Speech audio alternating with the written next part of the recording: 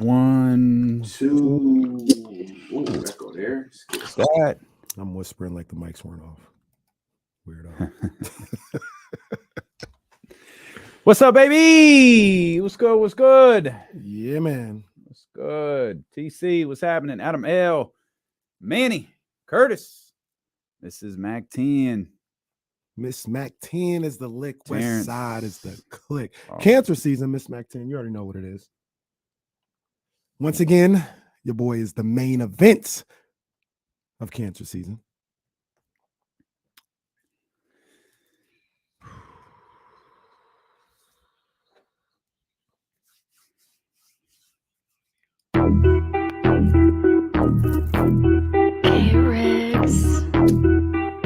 Yeah. We got them screaming D-Lo, KC, D-Lo, KC, D-Lo, KC, D-Lo. We got them screaming D-Lo, KC, D-Lo, KC, D-Lo, D-Lo.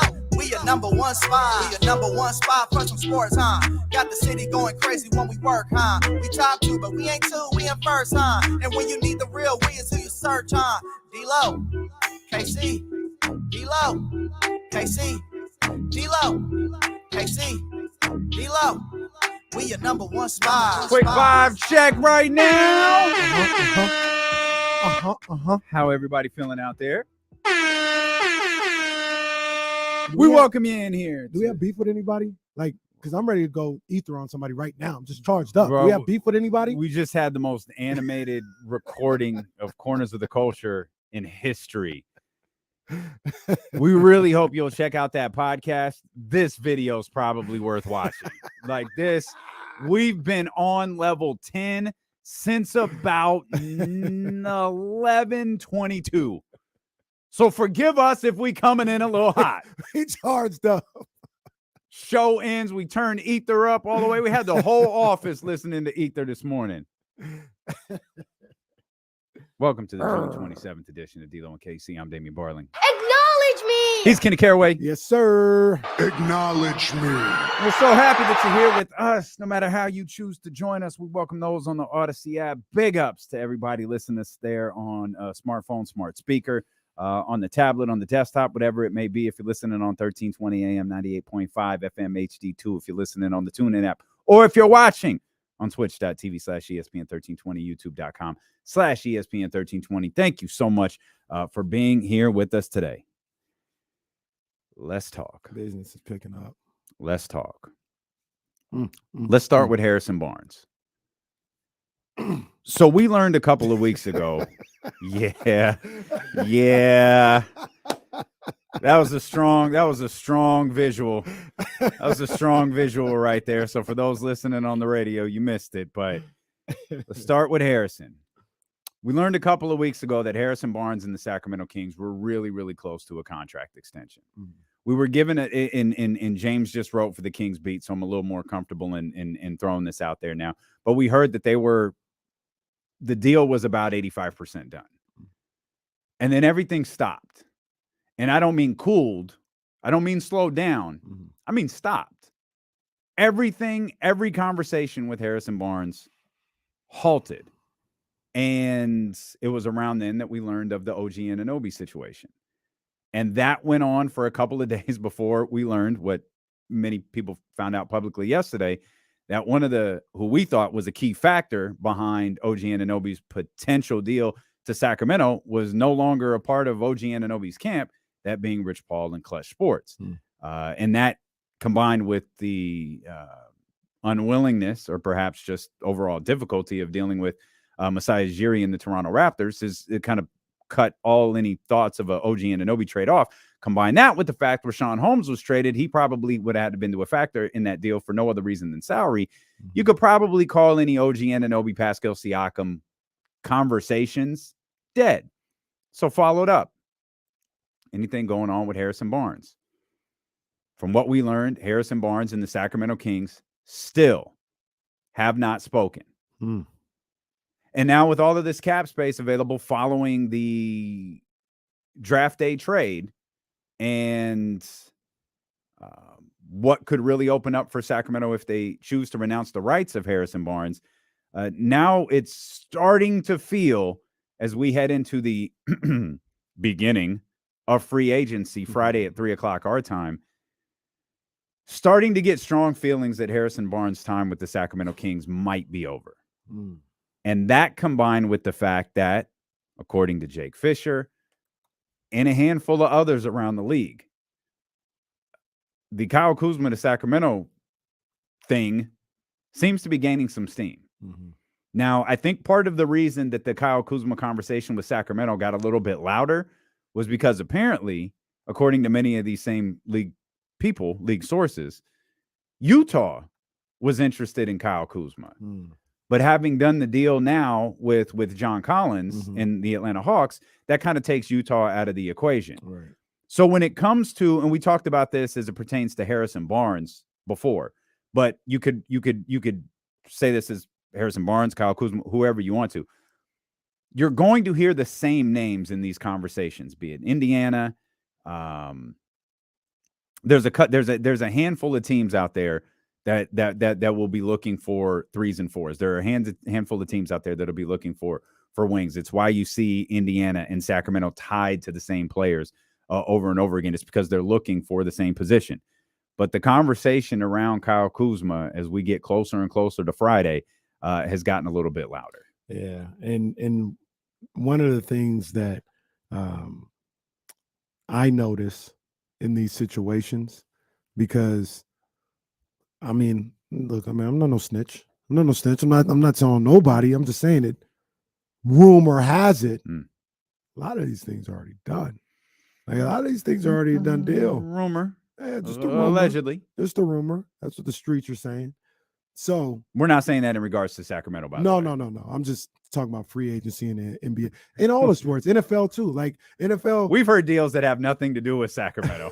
Right. All these free agency things are done. Like you see, NFL, they be agreeing to 4-year, $92 million deals in 2 minutes. Like really? Like no, it's already done. We'll never forget last year when De'Aaron Fox called Malik Monk. That was quick. Monty McNair that was called on the Malik. up and up. Yeah, that happened quick. That happened quick enough for us to report at 3:00 that Malik Monk was a Sacramento King. And Malik let everyone know that he talked to, that De'Aaron called that De'Aaron said, I called Malik, talked to him, and it was like, hey, man, that was quick. That's how fast De'Aaron Fox is. I mean, y'all thought he was fast on the floor. That's how fast he is. That man nice on the phone. Shout out NBA Young Kobe if you're out there. Yeah. But so when something like the Utah Jazz in their situation with getting John Collins, and if they have interest in Kuzma, they don't do that saying, we can't wait to see what happens with Kuzma, or we don't know what's happening with Kuzma. We're just going to go out and Get John Collins. They know, yeah, that's not happening. And they probably know exactly why it's not happening. Not like you're not in the running, but that's not happening because the deal he has with Team X is already a done deal. So let's move on with our plan B for the offseason. It just all kind of lines up after you see, like when you talk about the Kings creating that cap space, when you talk about Kyle Kuzma opting out of what he did, because I think he was slated to make $18, $19 million a year with Washington. Kuz? 13. It was only 13? Yeah, I think it was 13.7. Okay. But him opting out, knowing you don't opt out, just like Chris Middleton. Yep. You don't opt out of that unless you know you're getting a bigger bag in some way, shape, or form. Yep. So you combine those things, and it's just like I was talking about yesterday, no inside information. I'm just kind of looking at how things are moving. And it feels like Kuz to Sacramento is the move that's going to happen. Could be wrong. There's a lot of different options out there, a lot of other players that could be in play, a lot of other factors that could be in play. Just feels like Kuz to Sacramento is it. And I think that's a good move. I think that's a good fit. I think he fits the personality of this team, the identity of this team. I think he works. Another thing that got me thinking as well is you pointed it out, and you're 100% correct with this. It doesn't always happen this way, but when you see Naz Reid sign back with his team. Mm-hmm. These things, when you're signing back with the team, they usually happen earlier. Mm-hmm. Not always the case, but they usually happen earlier. And I feel like if Harrison's not here now, I don't know if he's going to be here at all. Yeah, and by no means are we suggesting like there's no chance Harrison Barnes is back in Sacramento. I'm not suggesting that at all. I just think if we were to put a percentage on it, that percentage right now is very, very low. Yeah. Whereas we go back to roughly 2 weeks ago, that percentage was really high. Mm-hmm. Something in the course of this offseason changed. And there's a lot of other things to it, and you sometimes got to be careful with what, you know, you got to be careful with how you like frame stuff, because a lot of times you can get certain information because there's a narrative that needs to be told, right? And depending on where you get the information from is depending on what narrative they want out there. But again, 85% was the number we heard. That's how close the deal to Harrison Barnes was to being done. And we know that HB's people were pushing for a number in the area of 20 per. And I don't know what, to me, you can't, if you're that close to a deal, you would discuss numbers that were within the range of 20. Right. Like, it's not like Sacramento was at 12 and Harrison's agency was at 20, because that's not close. But if you were at 16, 17, okay, that's close. Right. That you're working through. But it is around that time that everything just kind of halted.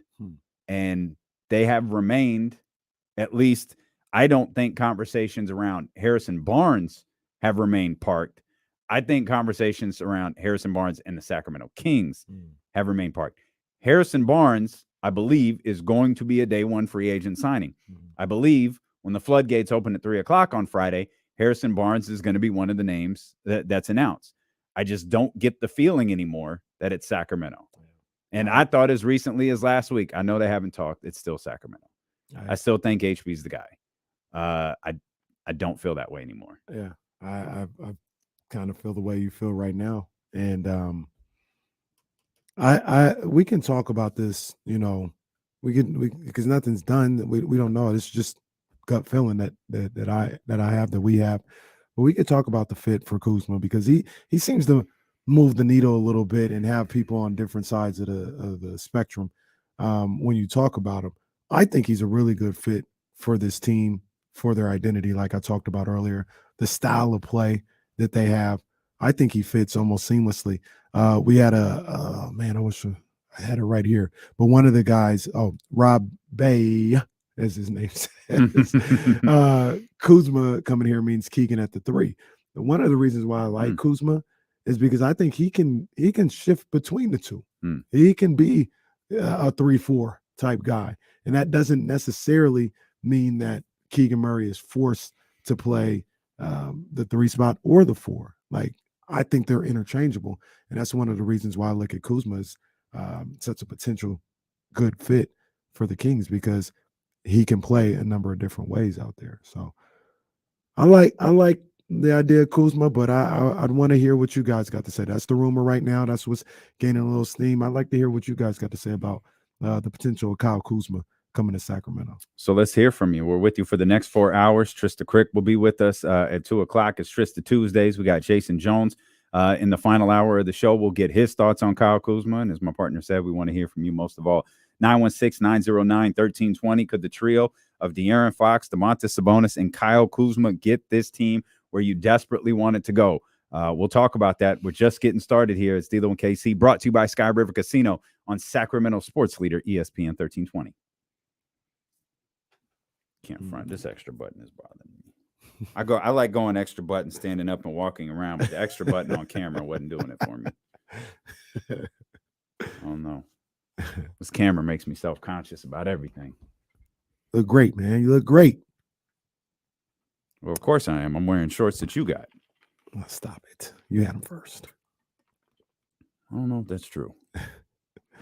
Somebody in I don't here. think Brook Lopez is coming here, buddy. I think he's going somewhere else. You know, I'm not even crazy about the idea of Brook Lopez. Like I like that he can shoot. I like that he's a rim protector. Feels like he would slow down the Kings a little bit. Great shooter. He is 35, right? 35. Mhm.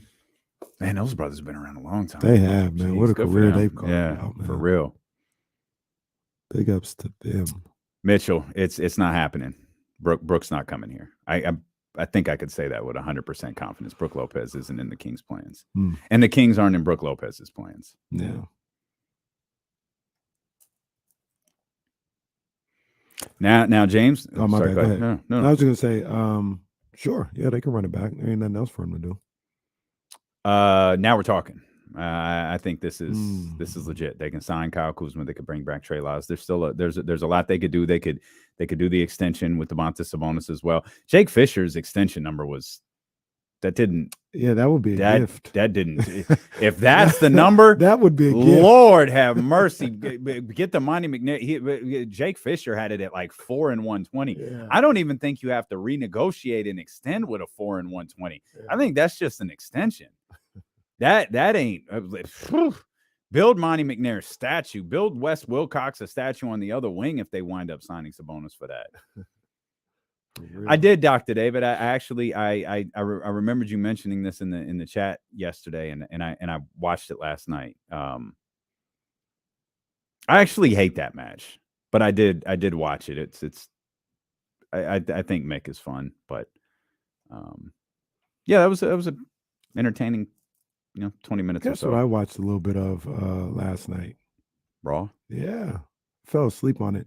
No fault of Checks Ross. out. No fault of Ross. I was just really tired. Oh. But I got some things cooking. Cody Rhodes, Dominic. I like Dom. I like Dom. Yeah, Dominic's really good. He does a really good job. Dominic the heel is really, really good. Yeah, he does a really good job. They got something right now where I don't know if you've seen it, but they boo the hell out of him.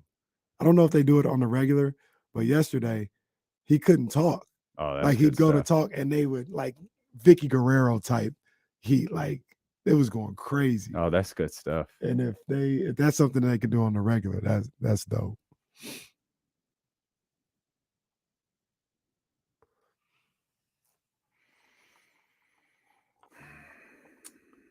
Yeah, I can't wait for that Kuz fashion show at the convention center. They bring that fashion show. I'm with it. Can't wait for it. I'm with it.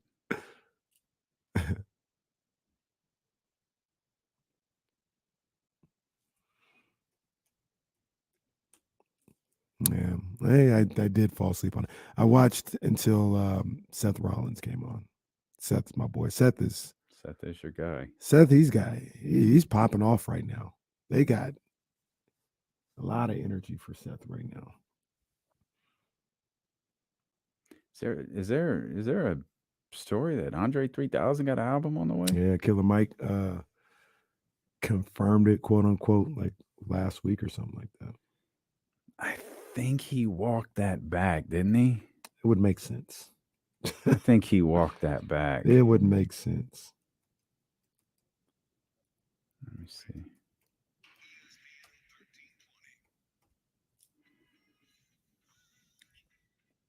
Yeah, he walked it back. I don't think there's an Andre 3000 album on the way.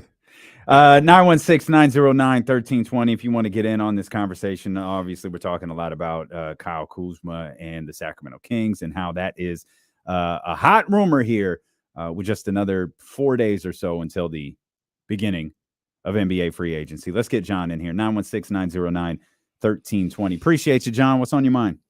Hey, guys. Thanks for having me on here. Calling from Tampa, Florida. So, right on, man. Nice. Yeah. Good stuff. Good stuff. Over here in the South. Are you a Rays fan? I mean, the Rays can't lose at home. I'm a little bit of a Rays fan. Yeah, I was a Bucs fan for a while with the whole Tom Brady experience. Got us a Super Bowl here, but I usually watch the Rays, a little bit of the Lightning, but big time Kings fan somehow. Yeah. So thanks for having me on, guys. I just wanted to chime in on the Kyle Kuzma, update here. I think he's coming. In the original, when I first started hearing that rumor, wasn't too big on it. Really wanted that OG or Siakam move, but Yeah. I don't think that's going to happen. So I think Kyle is going to be a good fit. He's Monty's guy. He's wanted him for a bit. You look at his size. He's a good size 4. He's young, kind of fits that age range. And I think he's gonna run the floor well. I watched some of the videos on him, and he's a little bit better passer than I thought. I think he's a better rebounder than Harrison. I like his length. I think he's going to be it's going to be a good look looking at that rotation with Fox, Herter, Keegan to the 3, Kuzma at the 4, Domas. I mean, that's to me is about as good as it gets. So I'm excited to see him come. And then, do you guys think they can still bring Sasha in even without signing and along with Lyles, or is that kind of watch at this point? It feels like they could take, and John, appreciate you, man. Thanks for listening to us all the way there out there in Tampa. Like, yeah, all of those things are easily attainable. And this is James's bag. He just dropped a new article over on thekingsbeat.com. I'm not sure if it's a premium subscriber article or a regular article. Go to thekingsbeat.com, find out, or check your email box if you're a subscriber. If you're a Kings fan, you absolutely need to be a subscriber to the Kings Beat newsletter. No one breaks down the salary cap better than James does. But when we talked to James last, he is thoroughly enjoying his vacation right now, by the way. Did he put this out on his vacation? He did. Huh. He did. We were texting. That's why he used to go. That's why he used to go. We were texting all morning, and I'm like James, like I got this. I'll send you, everything I find out. And then he sends me a screenshot of his view, like of the water, and it's like, all right, James is living his life. He's fine. He's fine. But yeah, the Sasha's easily attainable. Trey, remember the cap hold on Trey is like $2 million. Terrence would be certainly be gone in this situation. Alex Len would be gone in this situation. I feel like we probably already lost Terrence on draft day with the drafting of Kobe Jones. And then it really kind of, I think a lot of it comes down to what this potential renegotiate and extend with Domantas Sabonis looks like. How much added money are you giving to him this year? And then that will kind of tell the story about Kyle Kuzma. And now you're Sacramento. You're starting to enter an area that you haven't been in a long time. Obviously, you're a competitive team. As Monty McNair made clear, we're striving to win a championship. Ending a playoff drought is fine. That's not our goal. Our goal is to compete for a championship. In order to compete for a championship, you've got to have the players to do it. And especially when you got you make an acquisition for a player like Domantas Sabonis, who was playing on a bargain contract. He's going to get a raise. You're making a play for a big free agent like Kyle Kuzma, and you already got your franchise cornerstone in the De'Aaron Fox. You're going to be spending money. Now you're going to be flirting with the luxury tax for the first time in a long time. So it's uncharted water for Sacramento right now. But the ability to sign Trey Lyles and bring over Sasha still very, very much in play here if Kyle Kuzma is in fact the target of Sacramento. And this is one of the things that appealed to me about this team, and what I don't want them to lose whatsoever is you bring in Kyle Kuzma, you couple him with Kevin Huerter, couple him with Keegan Murray, you couple him with Trey Lyles, with Sasha, with Malik Monk. Who are you going to leave open if you're the opposing team? I'll tell you like this. I know there's a lot of respect for Harrison Barnes in this league, and everybody respects his talent. But I'm pretty sure, and they showed you, the Warriors are like, hey, we'll leave Harrison open for a shot. Like, we'll do that. If he makes it, we tip our hat. But, yeah, we feel comfortable if we have to collapse on Fox and leave Harrison open for a 3. I don't know if we feel just as comfortable leaving a guy like Kyle Kuzma open for 3. Even if the numbers say, they're the same or close to the same or what, I don't, I'm not here to dispute that. I'm just telling you, if you say we're going to leave Kyle Kuzma open for a 3, they'll be like, nah, we can't do that. Like, we got to at least run at him and get a hand in his face. I don't know if they feel the same way about a Harrison Barnes. I think you get more dynamic. You help out a guy like De'Aaron Fox even more, and you just make this offense even that much more lethal, potentially, with a guy like Kyle Kuzma as your 3rd or 4th option at this point. Let's get back to the phones. Kamara on the line. He already hates Kyle Kuzma as the Sacramento King, and he ain't even signed here yet. 916-909-1320. We're going from Tampa to Orlando. Man, Florida. What a back-to-back right here. We're big in Florida. I don't know if that's a good thing. We're about the only thing Florida got right down there. Listen, y'all are heavy in the streets, man. You know what I'm saying? D'Lo, KC, all around. Y'all don't see the banners around Florida? I guess. Man, one of these days, Kamara will come to poor old little California. Man, I know maybe. it's not Paris. I know It's not New York. It's not New York, but one of these days he'll come out to little California and come see his boys. Kamara's last planned trip to California was March of 2020. Uh-oh. That's the true story. Uh-oh. We were supposed to go to the Pelicans-Kings game that night. It was, and then COVID happened. Yeah. First of all, I don't hate Kuzma on the Kings. I said I have some trepidation because of style and fit, but I do agree with KC on the versatility of him. If he's able to buy in, that's the only thing is just the buy-in, right? Mm-hmm. And so, him being 6'9", a long defender, and interchangeable, because I think it adds some more position with basketball and between him and Keegan, switching on the 3 and 4 or 3-ish 4-ish 4-ish 3 type of lineup. And he's a better rebounder. And I do agree that he provides more dynamic scoring. One of the things I thought was interesting about Harrison is that, and you saw this last year, and I'm not saying the Kings would need that, is that when the games kind of got like a little haywire and Harrison was kind of like the calming force when they needed a bucket. Like, hey, we need somebody to create in the post because Sabonis just wasn't creating or De'Aaron hadn't really started up yet. And so, each year is different. So I'm not saying they would need that. But I do agree that in free agency, you're seeing more and more that teams already kind of have a handshake nod agreement with the player. So the Kings taking out some cash early on kind of makes you realize that they are targeting somebody, or at least they have an idea of a strong indication that they have someone in line. And if you're not hearing Harrison Barnes and them having conversations, I do agree that free agency musical chairs and Harrison might be left out. And even if they come back to him, I think ego might have killed him. Real quick before you go, one, the Kings would never do that. They operate on the up and up. They're going to start negotiating at 3:00 on Friday. That's what they do. Second of all, why do you hate Kyle Kuzma? Now, keep in mind, I'm going to answer this for you. Why do you hate Kyle Kuzma? No, I feel like you do, and I'm gonna tell you why, because we've been trying to get to the bottom of this, and I pulled up our text thread and I figured it. Kamara exemplifies why people dislike Kyle Kuzma. You don't like the way he dresses. No, that's not. That's cap. That's cap. I'm gonna screenshot the text you sent me. I don't hate Kyle Kuzma. I don't hate Kyle Kuzma. Let's not start that. Hey, listen. This is not with 95.7 the game and Draymond and a Chris Paul thing. Appreciate you, Kamara. Thank you, brother. So I think it was over the weekend. Kamara sends a text. Kuzma, this is supposed to be the King's savior for the offseason with a bunch of goofies emojis, and then attaches a picture of Kyle Kuzma with the blonde hair from Paris Fashion Week. It's like, see, this is it. Y'all are the one with him and Kat. Y'all are turned off by the off the court persona of Kyle Kuzma. That's what it is. I'm all for it, man. We'd be super stylish with Kuzma out here. That's the picture. Yeah, that's the one. It's y'all don't like the way he dresses. It's a look.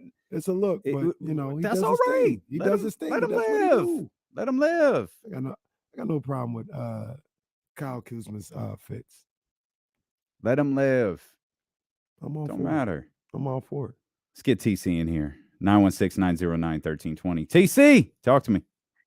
Yes, sir. What's up with my two brothers? Oh, what's going on with your big dog? How you feeling today, man? Man, I'm feeling good, man. I'm feeling good, especially, I don't know if y'all peeped at a press conference with the rookies, man. Man, my boy McNair was up there looking nervous. He was hoping that James and Jason and everybody was asking no questions. Well, I said, man, it's going to be fireworks. It's already in line, man. Kuz coming, Lyles, and a Sabonis-like extension, bro. It's already in. I seen it in his eyes, Kenny. I said, man. You seen it in his eyes? It's already a done deal. Yes, he said, please. He was looking at them saying, please don't ask me that question. The views and opinions expressed by TC are that of TC and TC alone. That man said Monty McNair was telling the story with his eyes. Goodness gracious. Jealous eyes, brother.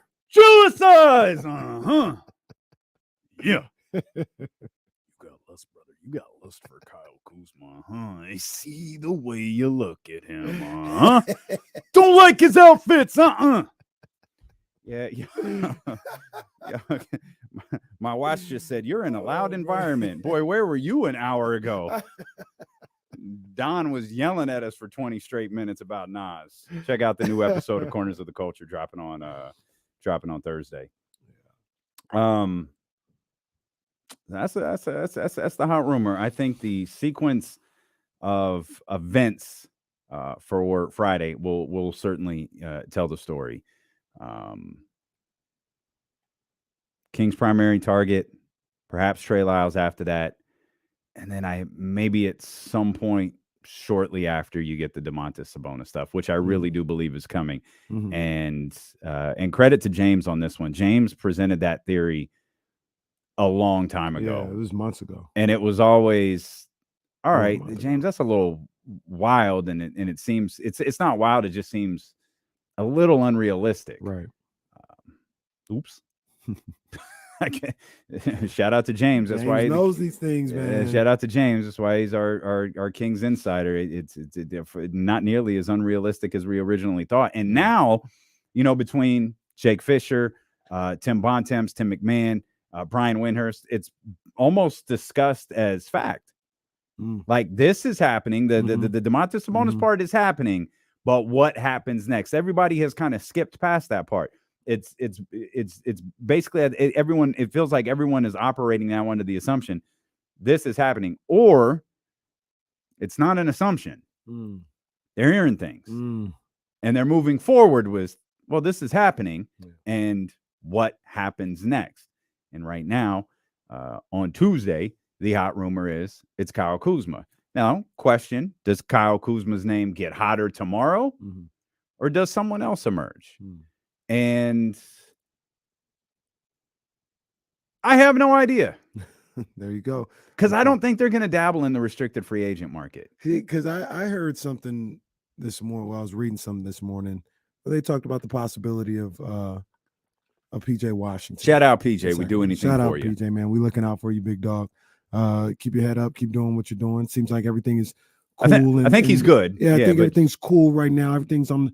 Nothing crazy is going on, so that's good. And so no news is good news when it comes in that situation. But he's a restricted free agent, and you seem to think, and I don't disagree, that they're not going to waste their time waiting around 48 hours to try and get an answer on a restricted free agent, when that might cause them to lose out on somebody else that they're going for that's an unrestricted free agent. Yeah. So I understand it. I understand it for sure. And I think so that takes and everything out there is like the ones that you target the most, or the ones that you covet the most, they're getting matched. I haven't heard a lot about PJ, to be honest with you, and Charlotte's intentions with him, but certainly Cam was one everyone really liked. Like Brooklyn's all outward appearances, at least, unless Brooklyn's doing some weird public negotiation thing that I can't envision in any way, shape, or form is going to work. They're matching. They're matching all the way up to a max contract. So you have no shot there. I asked about Austin Reeves yesterday. Why don't we hear more about Austin Reeves in free agency? Well, I think that was reported on today. The reason you don't hear about it is because the Lakers aren't letting him go. So if there's $100 million offer out there for Austin Reeves, they're matching it and they'll deal with it. Sacramento, I don't think, and this is 100% an opinion, I don't think they want to run the risk of that, of the headache that comes with dealing with a restricted free agent. Yeah, and understandable, absolutely understandable.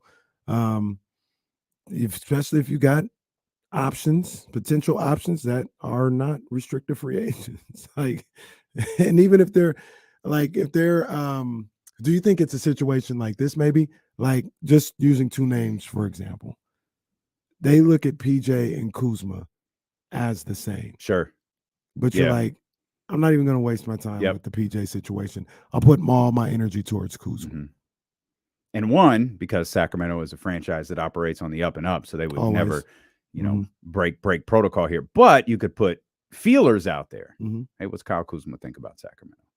Hell, go to Kyle Kuzma's Twitter account, and you could kind of figure out what he thinks about this version of the Sacramento Kings. And John brought up a good point. We've talked about it in the past in our conversations about Kyle Kuzma, but I do feel like it's important. We could talk about trading Buddy Hield and all of those, sorts of different things. He did try to acquire Kyle Kuzma once. Mhm. Now, he also tried to acquire Dante DiVincenzo once. Got him, and then let him go.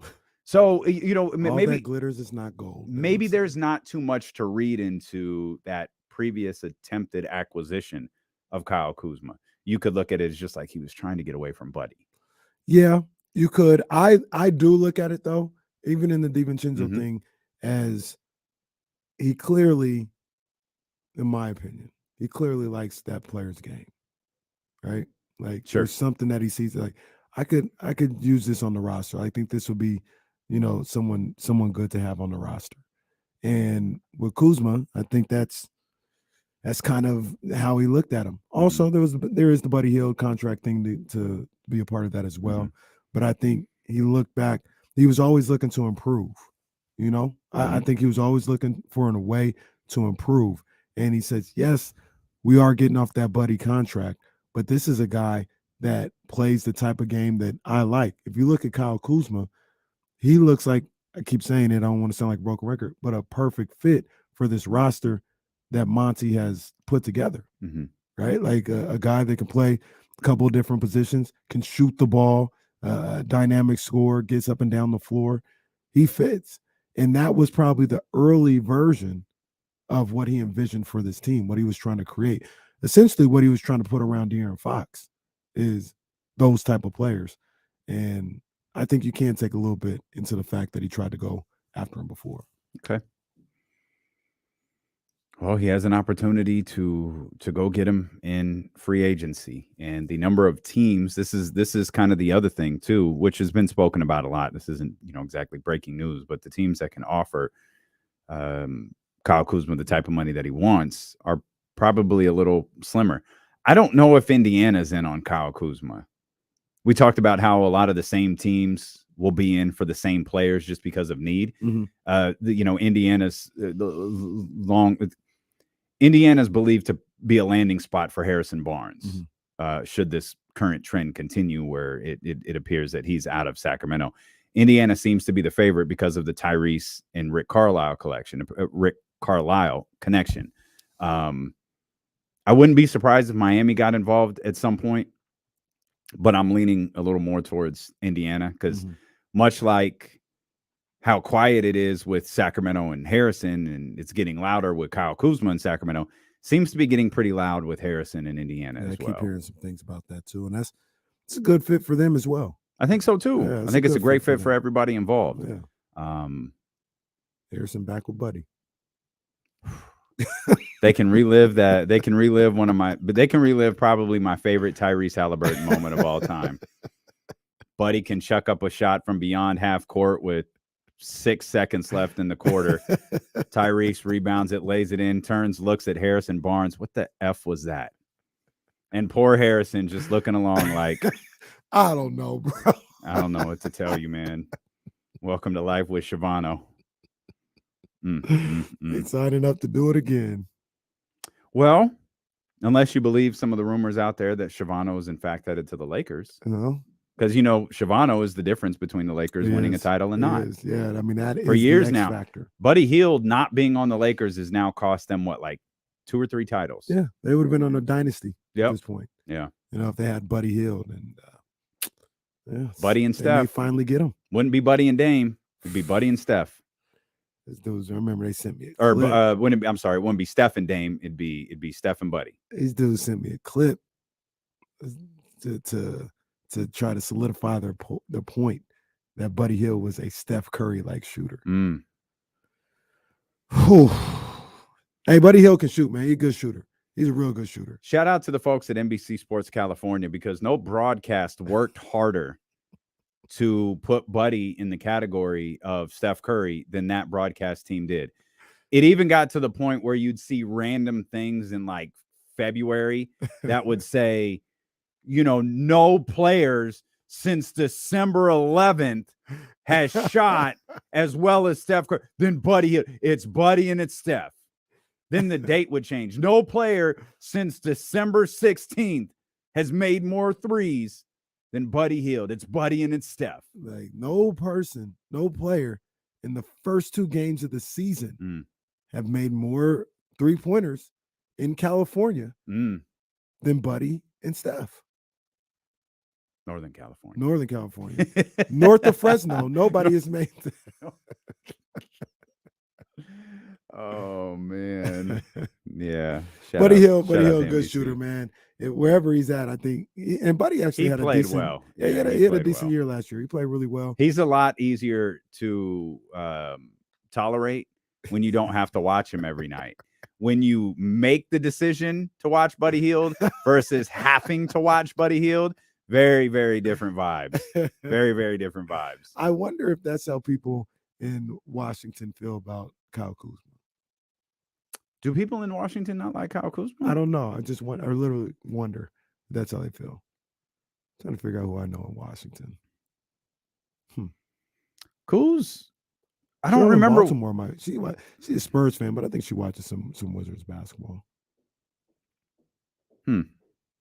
Got to figure it out. I got to figure out who I know in the DC area that actually likes the Wizards. I honestly, I don't. In maybe, maybe Synergy or Advanced Stats, and I know Will Z wrote an article that will be posted on KSFM.com or no, yeah. Well, we could post it there. It'd be on. I don't know where the hell that came from. The hell? What's 707? What's the street? 705 J Street, baby, downtown Sacramento. I don't know why the hell KSFM.com would have this article or why KSFM.com is on my mind, but ESPN1320.com.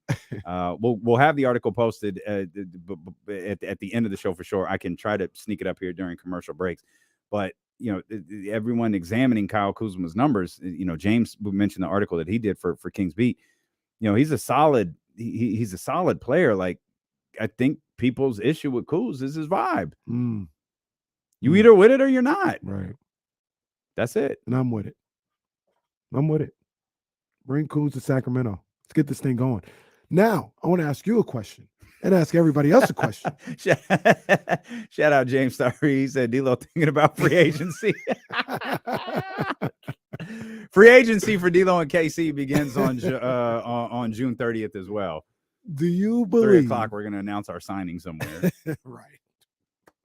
Do you believe that Kyle Kuzma, let's just say all this stuff we talk, Kuzma, Sasha, Trey Lyles, the draft picks, do you think that makes the Kings a title contender? Does that elevate them to title contender status?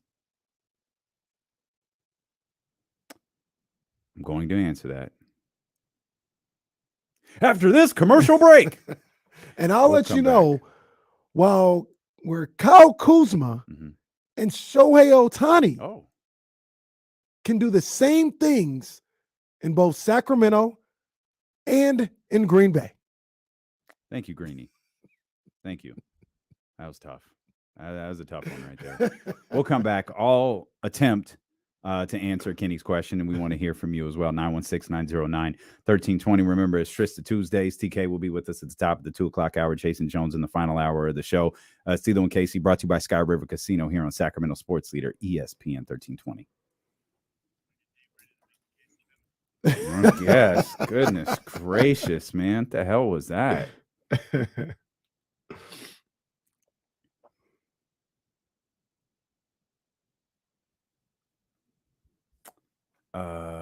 Let's see if I can sneak this article up.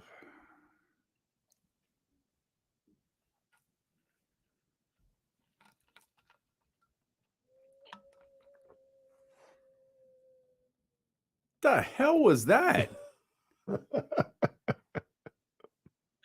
Did you hear that? Bruh, I thought there was a wounded animal somewhere.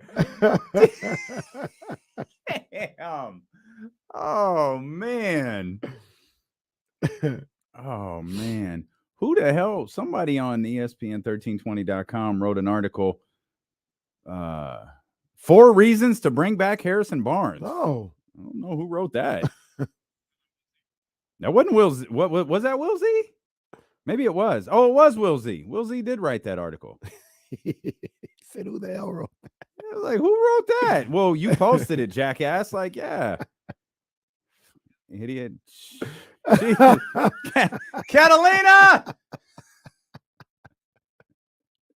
Stop pushing this Harrison Barnes narrative. Catalina gone. She ain't even here. Just empty yogurt cups at her desk. Yogurt. Yogurtland. I love, or Pink Beer. I love that place too. Okay.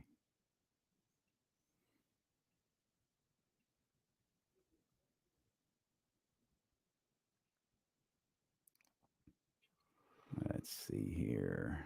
I'm working on it, Will. I'm working on it. I was about to do something and I forgot.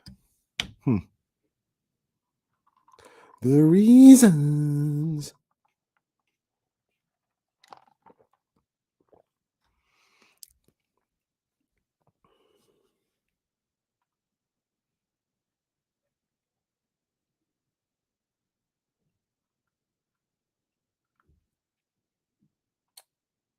Okay.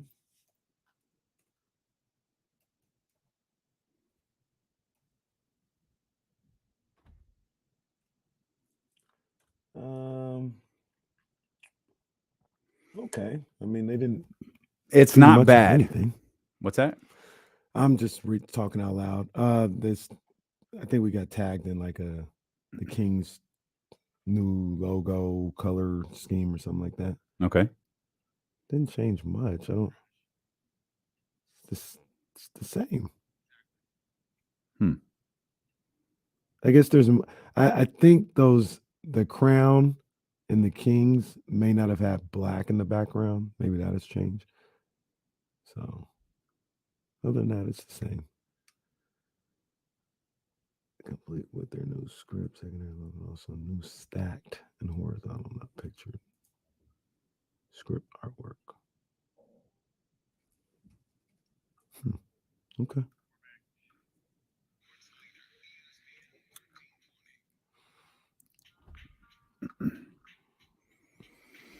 Nine 909-1320. If you want to jump in and talk, let us know what you think about free agency approaching on Friday and what you think about this rumor that Kyle Kuzma may in fact be the primary target for the Sacramento Kings when free agency gets rolling on Friday at 3:00. Of course, we'll be with you here for the first hour of free agency and keep you updated on everything going on in and around Sacramento and across the league as a whole.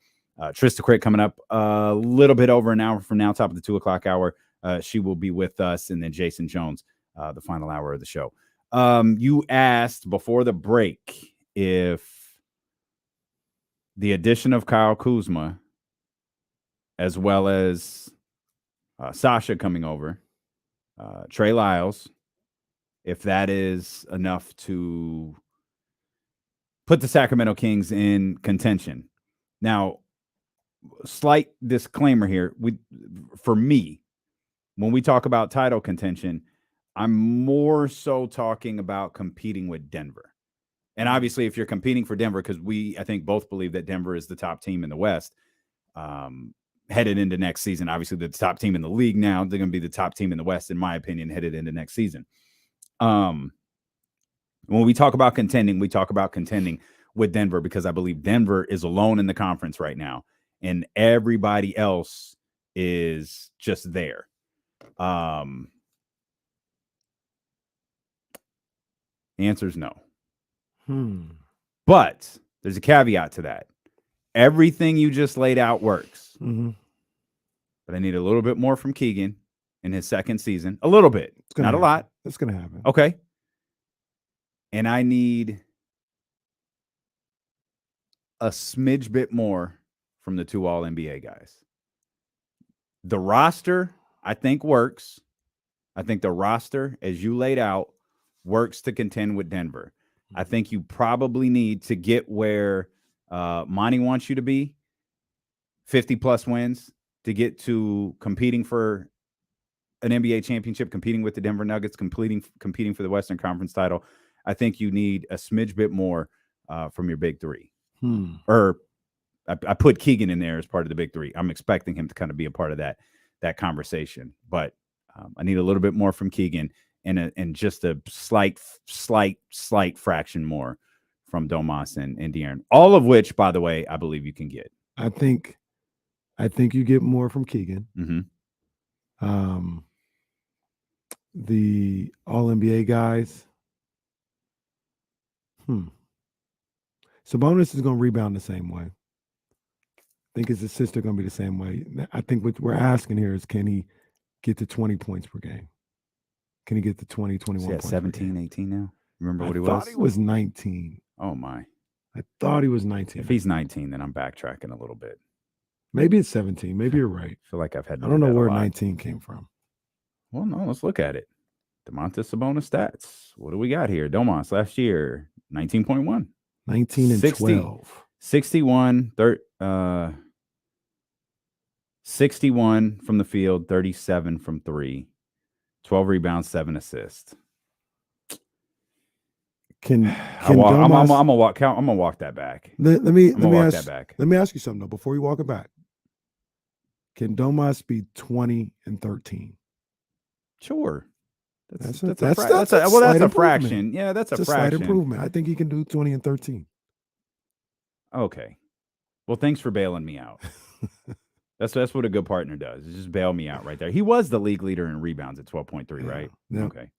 Led the league in rebounds. I think he can do 13. You know, he averaged 20. He did average 20 his last year in Indiana. I'm sorry, his last full year in Indiana, he averaged 20. I think Fox is about where he's going to be. I'm trying to be fair here. That sounded like the beginning of a Doc Rivers impersonation, that noise you just made. I was fully expecting you to launch into something right there. I'm trying to be fair. 25, 4 and 6 were his numbers. I think that's about what he can do. 51% from the field, 32% from 3. Yeah. His highest since his second year, where he shot 37%.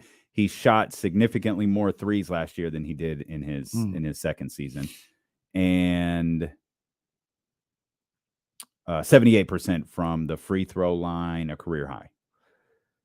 James Wacky Starfish in the chat love says Wacky Starfish. Fox can get to 27.5 points per game. No problem. I don't know. 18 field goal attempts a game. 18.2 is what he had this year. Everything that he did this year is about what I needed him to do and what I expect from a player his caliber. Mm-hmm. For me to say, take it up another notch, feels like it's asking a lot.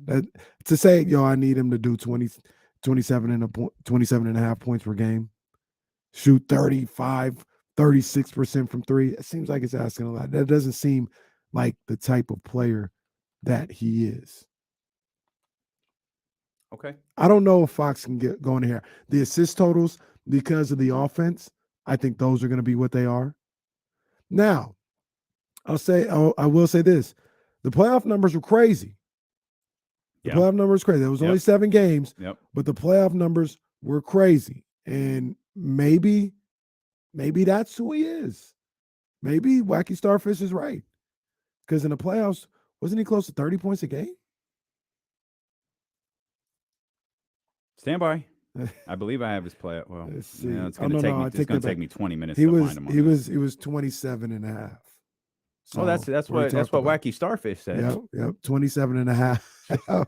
Shout out Wacky Starfish. 7.7 assists a night, 2.1 steals a night. So can he do what he did in the playoffs all year? Let me long? ask. Let me ask you the ultimate. Let me ask you the ultimate Kenny Caraway question. Okay. Because I feel like no one on the planet will be more honest in this answer than you will. Kyrie Irving's a 10. Mhm. Okay. How close can De'Aaron get to that? He can get to a 9. To Kyrie Irving, he can get to a 9. Man, that's it. He can get to a 9. The only reason I don't give him a 10 is because I don't think he can shoot the 3 ball the way Kyrie does. I don't think he'll. I could be completely wrong. I don't think he'll ever be that type of 3-point shooter. He'll be good enough where you got to respect it. And, he'll have games where he makes 4 or 5 3-pointers in a game. But consistently, I don't think he's going to be that type of shooter from deep. But the way he can shoot in the mid-range, automatic in the mid-range, the way he can finish at the rim, those things are Kyrie-esque to me. I think he can get, if Kyrie's a 10, I think Fox can get to a 9. Okay. Where is he at right now? That was the next question. Yeah. Now, where he's at right now, I want to say 8, but I'll be conservative and say 7.5. And we're talking on the scale that I'm using. We're not talking about great point guard. We're talking about.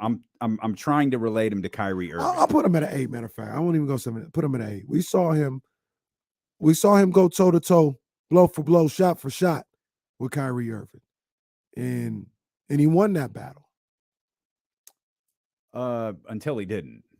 Well, even though he won, Kyrie, De'Aaron beat him when him and Kyrie were going at it at that game here at the Golden One Center. Oh, well, what about the one where we were at the watch party? Oh, he got him that night. He got him that night.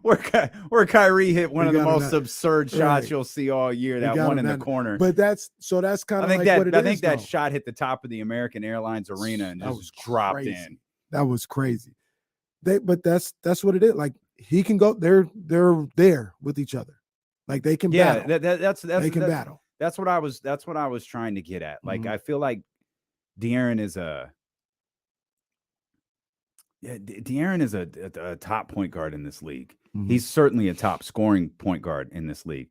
And I feel like, and I'm not trying to put the pressure on him, like if he doesn't average 26 this year or 25 again, that somehow his season is a disappointment.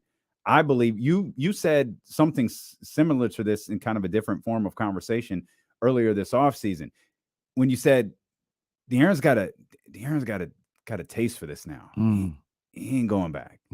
No. He ain't going back as a player. Yeah. He ain't ever gonna let this team go back as the leader of this team. And to me, that like I just because we're not hearing, you can only go on one honeymoon. So just because we're not hearing that Luke Louts is on, De'Aaron's honeymoon, like I'm very confident De'Aaron's working. Hell, isn't Uncle Keegan babysitting every time Uncle Keegan's babysitting?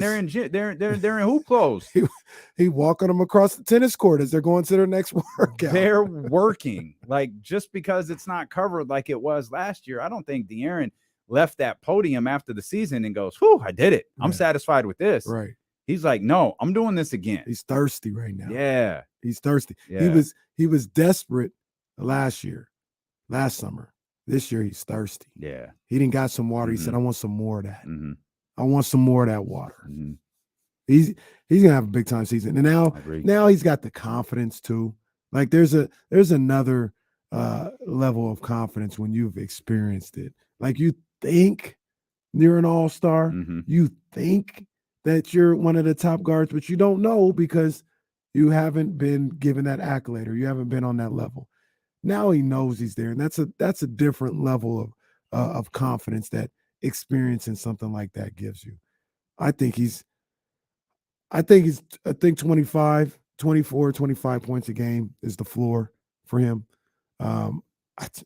He went 20.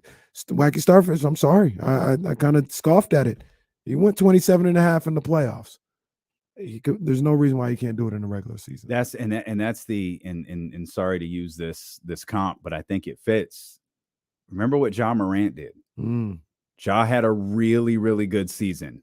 Mm-hmm. And then he erupted in the playoffs. Mm-hmm. And then Bilo and Jay-Z said in Memphis, I don't think he's ever looking back. Yeah. And he didn't. Now take all of the other stuff out of the conversation. I'm talking about Ja Morant on the court as a ball player. He was on his way to an All-NBA selection. He never looked back. He that guy he was in the playoffs, he was that guy. Mm-hmm. And now I'm looking at De'Aaron like he's that guy, mm-hmm. Which takes him a little bit, just a notch above what he was last year. That takes him from, now you're starting to, because I think, and this could be proven, wrong in a month and some change when the schedule comes out, or probably a little bit over that. But I think there'll be a few more eyes on Sacramento this year, which means I think there'll be a few more eyes on De'Aaron Fox this year. And given the way De'Aaron plays, I think De'Aaron could wind up one of the more exciting players in the league. Now you're flirting with all-star starter stuff. Now you're talking NBA, it's always going to be tough to crack the first team, but you're talking NBA first and second teams now. Now, when you talk about minor increases, third to second, reserve, to starter. Hell, I mean, it's not fair, but it is fact. De'Aaron wasn't even a reserve. You're not going to be able to ignore De'Aaron Fox's second season like you did this year. You're not going to be able to go, with all due respect to this brother, because I am a fan of his, you're not going to be able to go Jaren Jackson over De'Aaron Fox this year and not get a side eye from the entire league. You got a side eye from Sacramento and a few allies across the country. But otherwise, most people didn't care. Right. You're not going to be able to do that again if he plays that slight notch above what he did last year that we expect him to do. I agree 100%. And with that, 15 minutes later, answering your question, that's what I think makes Sacramento a contender for the Western Conference in the NBA championship next year. And look, De'Aaron Fox, not last year, but the year before last, I think, aside from his rookie season when he was a rookie and even the second season, like as an established NBA player, I thought that was the worst, most disappointing season of his career so far, that 2021-2022 season. Do-rag De'Aaron. R.I.P. Do-rag. R.I.P. It was a fun time. Yes, indeed. You go to Charlene's, get him some new do-rags. He can. Davion Mitchell's going to be there. Absolutely. Today, as a matter of fact. Go to Chris Haynes' Instagram account or his Twitter account for tickets. I don't know for sure if there are tickets available. I don't imagine very many are. But if you want to see Davion Mitchell in a live edition of This League podcast with Chris Haynes, that's where you need to go to get your tickets. 100%. But that season was the worst. He still won 23.2 points a night, 5.6 assists a night, to go along with the steal a night. I think that's the worst. That's the worst De'Aaron Fox we're going to see for a long time in his career. Okay. And that's still not even terrible. Like, that's not terrible. 23.2, 5.5 assists a night. That's big time numbers. That's the worst. I think we're likely to see more of 25, 26, 27 points a night. I'm convinced after this conversation that's what it's going to be. He's going to be closer to 27 than he is 23. Okay. Here's a follow-up question for you. You're listening to D-Lo and KC on KIFM West Sacramento, 98.5 FM KRXQ HD2 Sacramento, ESPN 1320. Always live on the free Odyssey app, live on the TuneIn app, on your smart car, live on twitch.tv/ESPN 1320, youtube.com/ESPN 1320 as well. Who the hell is Kyle Kuzma? We've seen different versions of Kyle Kuzma based on who's around him. We saw two different versions with the Los Angeles Lakers. Now a lot changes. It's Kyle Kuzma and Luke Walton at one point. And then LeBron James is there. And then LeBron James and Anthony Davis are there. And then he goes to Washington and you got, I think he's there for a year with Brad and Russ. And then you got Brad, and then Brad's out, and then it's just kind of the Kyle Kuzma show in Washington. Hell, even Rui Hachimura is gone at the midway point Yeah. of last season. It's literally just Kyle Kuzma, and that's 3 or 4 different versions of a player in like a 6-year span. So who is he? I think he's a better version of what we saw when they won a championship in Los Angeles. Okay, That guy. that's 1920. That's 1920. He averaged 12.8 points per game, 4.5 rebounds, shot Career low, by the way. Career low. 4.5 was career low. He shot 43% from the field, 31% from beyond the arc, and 73% from the free throw line. I think he's a better version of that today. I think I'll strip that off from the record because I can say it easier. I think he's the 2021-22 Kyle Kuzma. Can we give a little context to what you just said? You just laid out the numbers for the championship Lakers team with LeBron James, with Anthony Davis, with like 6-month break in the season and a very lengthy trip to Orlando. Last year in Washington, no Russell Westbrook, Rui Hachimura there half the season. Brad, I think it was 40. I think he played 40 or 50 games last year. I can't remember what number it was. Kyle Kuzma, 21.2 points per game, 7 rebounds, 3.7 assists, shooting percentages, 44 from the field, 33 from the 3-point line, and 73 from the free throw line.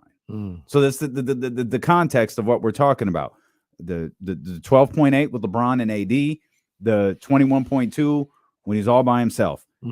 The shooting percentage, 3-point percentage, and free throw percentage, all kind of roughly the same. Rebounds went up, assists went up.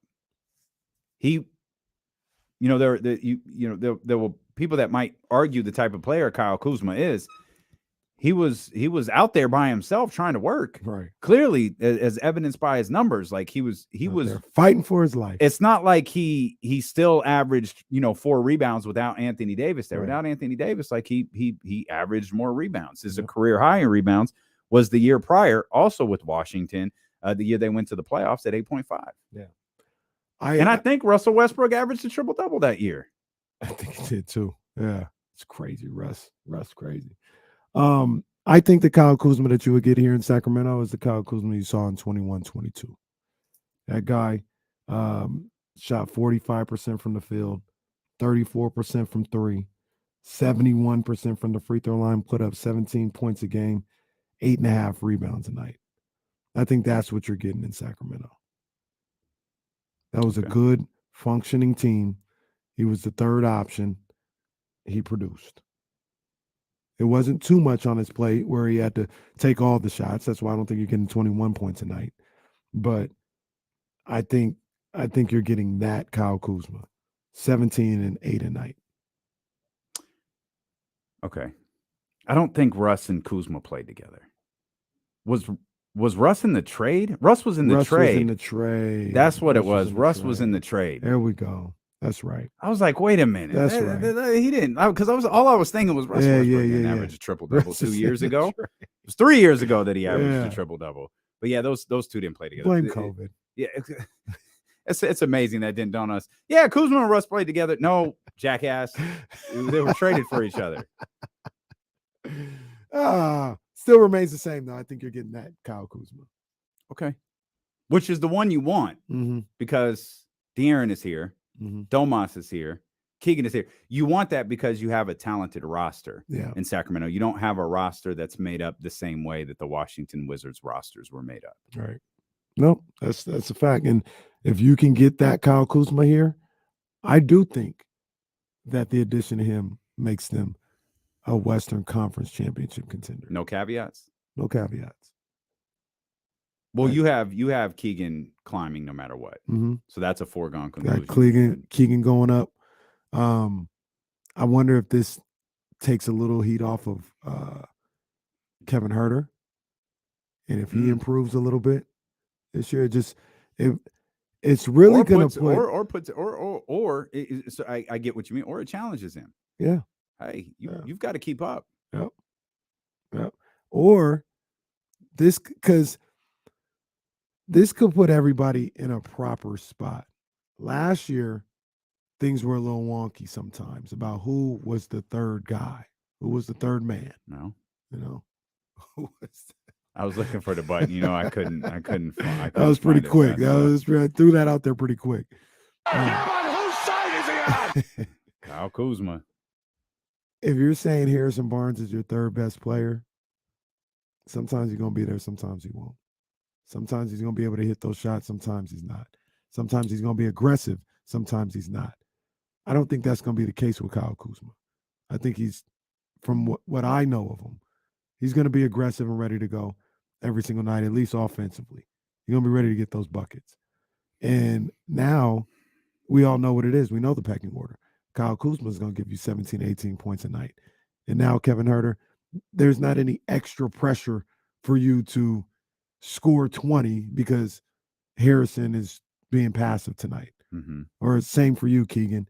It's not any extra pressure for you to do something like that because Harrison's being passive tonight. Now you can look for your shot and you can get those shots in rhythm and with comfort because you got another horse out there. You got another guy that can score. I thought that was the biggest issue in the playoffs was if Fox and Monk weren't scoring, they had sounded like escape. Who do I run to?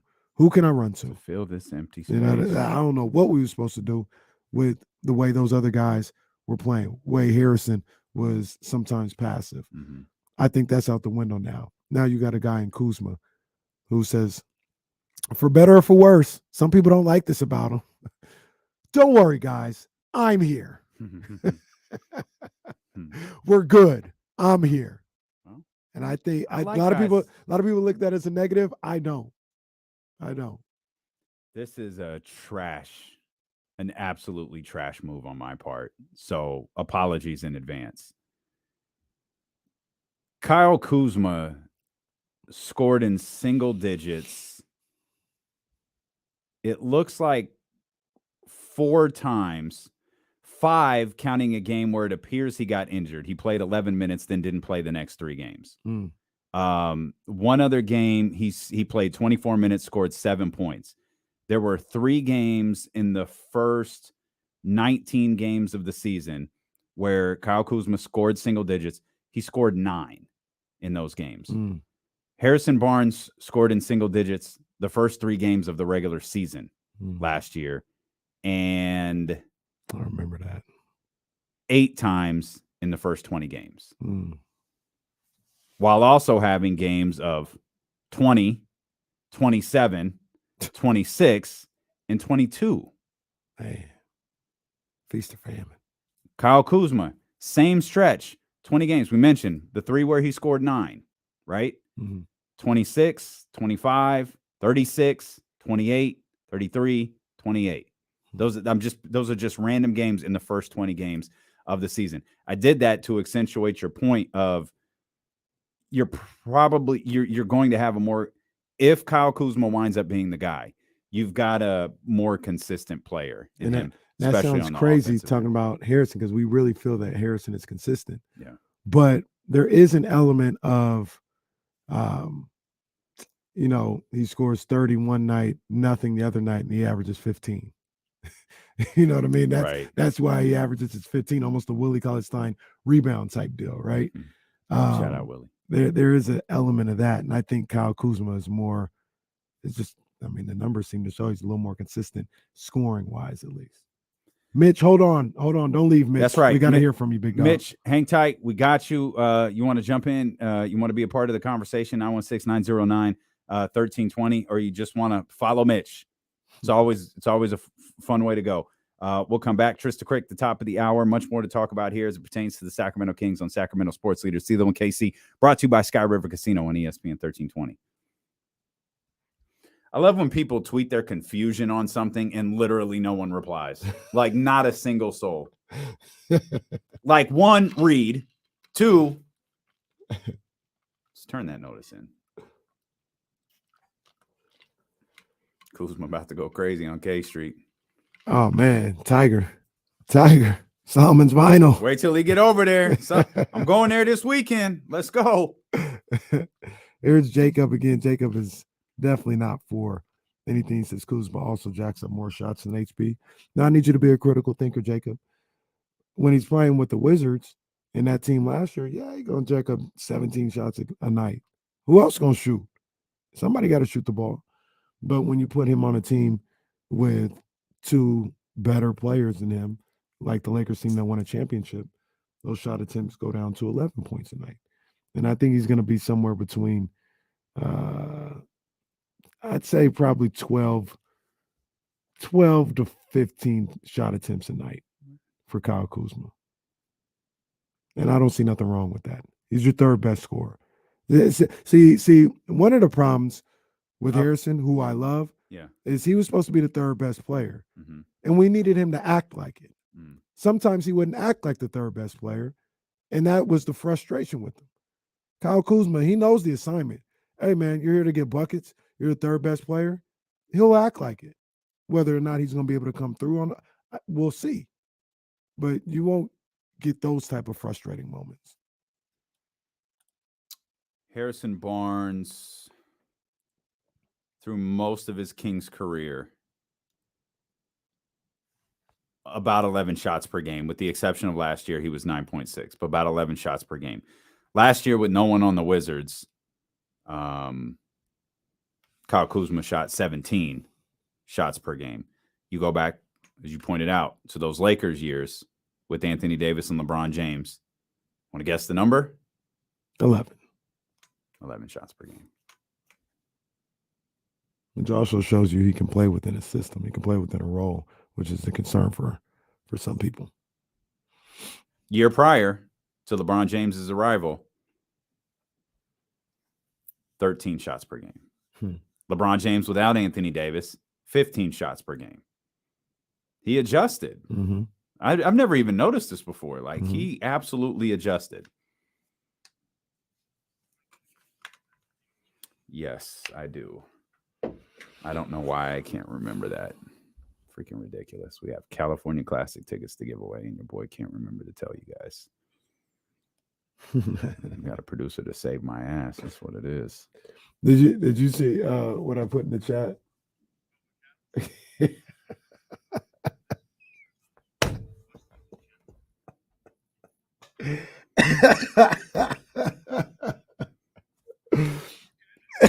Just bro, just stop. Just stop.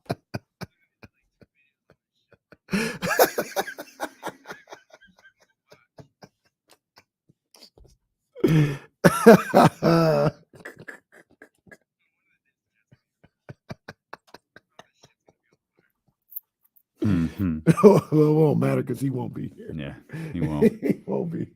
He won't be around. Hey, buddy, your time is up. Your time is now. Free agency begins for you on Friday too. Motherfucker.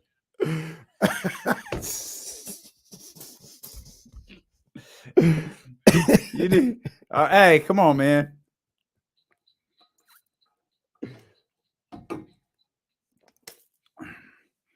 Go to the contest page on ESPN1320.com and register to win 4 tickets to the 2-day California Classic beginning on Monday. You gonna be there on Monday? Yeah, I'll be there on Monday. Okay. I got to make sure the arrangements are good with the family, but gonna be there on Monday. I wanted to be there on Wednesday and take Reese, but he might be going out of town, so we'll see. Okay. But I definitely got to be there on Monday. Go to the contest page again on ESPN1320.com and register to win 4 tickets to the 2-day California Classic beginning on Monday at the Golden One Center. Again, that's 4 tickets to both days, Monday and Wednesday of the California Classic. Looks like Brandon Miller is going to play. I have my doubts about Victor Wembanyama, but we'll see. But it looks like Brandon Miller is going to play. And I mean, everyone's coming through to see the Sacramento Kings anyways. And I think that's the 7:00 game. The game prior is the Spurs and the Hornets. 5:00 game. Prime time on the East Coast. Which is the marquee game for the first night of Summer League also. Yeah. So we get a little preview here at the California Classic. Hey, no, we'll keep going. I'll address this later. Okay. I just thought about it. Yeah, I'll adjust it later. It's no big deal. It's on this date. That's all. But I want to hear what Mitch got to say. We're still talking Kings. Well, don't forget then. Okay. Well, there's a couple on this day. There is. It was busy. Busy day. On this day. All right. Let's get Mitch in here. 916-909-1320. What's up, Mitch? How we doing, guys? Well, good, man. How you doing? Pretty good. I made it. See the doctor in 10 years for that. I think I lost 6 pounds over the weekend. Why do you need to lose 6 pounds over the weekend? Well, remember he had surgery. He couldn't eat. Oh, he said Day and a half. You said you lost 6 pounds, or you need to lose 6 pounds? I lost 6. I need to lose a few more pounds. That's okay. Okay. Everything. Yeah, So you're good. You're good after the surgery and everything. You good? Yeah, everything's good, I think. Yeah, he says, everything looks good. Okay. I got other issues, but what else? What else is new? Oh, okay. Daniel will testify in court for that, right? Right, Dan? In court. I mean, are you calling me as a witness? Hey, whatever you need, Mitch. I got you, buddy. I got you. Hey, can Kuzma hit some home runs for the Giants? Because there's a dearth of power in that lineup. But anyway, I'd love to see him go after Kuzma. And I'd love to see him help the Sixers. I'd love to see him trade for D'Anthony Melton. Okay. Look about my boy. Chimezie Metu is still on the team, right? He's like the third string center, I guess. It's a cap hold situation. Yeah, probably not. Yeah. And how about we switch Harrison Barnes with Tobias Harris? I would take that in a heartbeat. But Kuzma, I like our draft choices. Things looking good. Okay. Well, there's some flaws in some of your proposals, but I'm sorry. He said something about hitting home runs for the Giants, right? He just left it. Yeah, he went Giants to like basketball so seamlessly. Like he went like it was quick. It was like he gives Kenny a chance to respond, but then he was talking about Metu. Like, all You right. hear him say Metsu this time? Yeah, he said Metsu. There's a few flaws in Gets his Mitch's name right as he's leaving. Well, That's real life Metu's biggest fan right there too. he did mess up Tobias Harris's name. What'd he say? See, we'll have to pull the audio back. I feel like he missed a little bit on maybe he went Tobias Harris. I don't know what we do without Mitch, man. I feel like that's an East Coast thing too. They might say Tobias.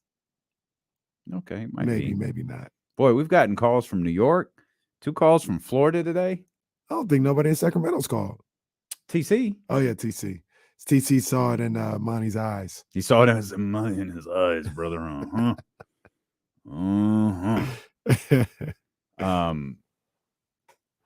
This show is incredible. Like, this company just doesn't know that we have people who listen all over the country, man. Because they love the Kings, which is wild. Mm-hmm. They love the Kings. Kings it's Kings are back though. Oh, Kings are back. Yeah, they back. They're relevant. Can't wait, man.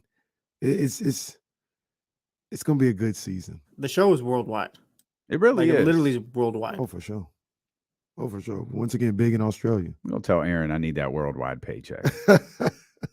said Christmas is coming. It's not my. I keep thinking they about to go Tommy on us and cancel Christmas on our ass. Christmas. Yeah, I'm afraid. As soon as he said about to cancel Christmas on your ass, like, oh man. All right, man. 916-909-1320. If you want to get in here, Trysta Krick coming up at the top of the hour. I wonder what Trysta thinks about Kyle Kuzma. Have we ever had that discussion? I don't think we have.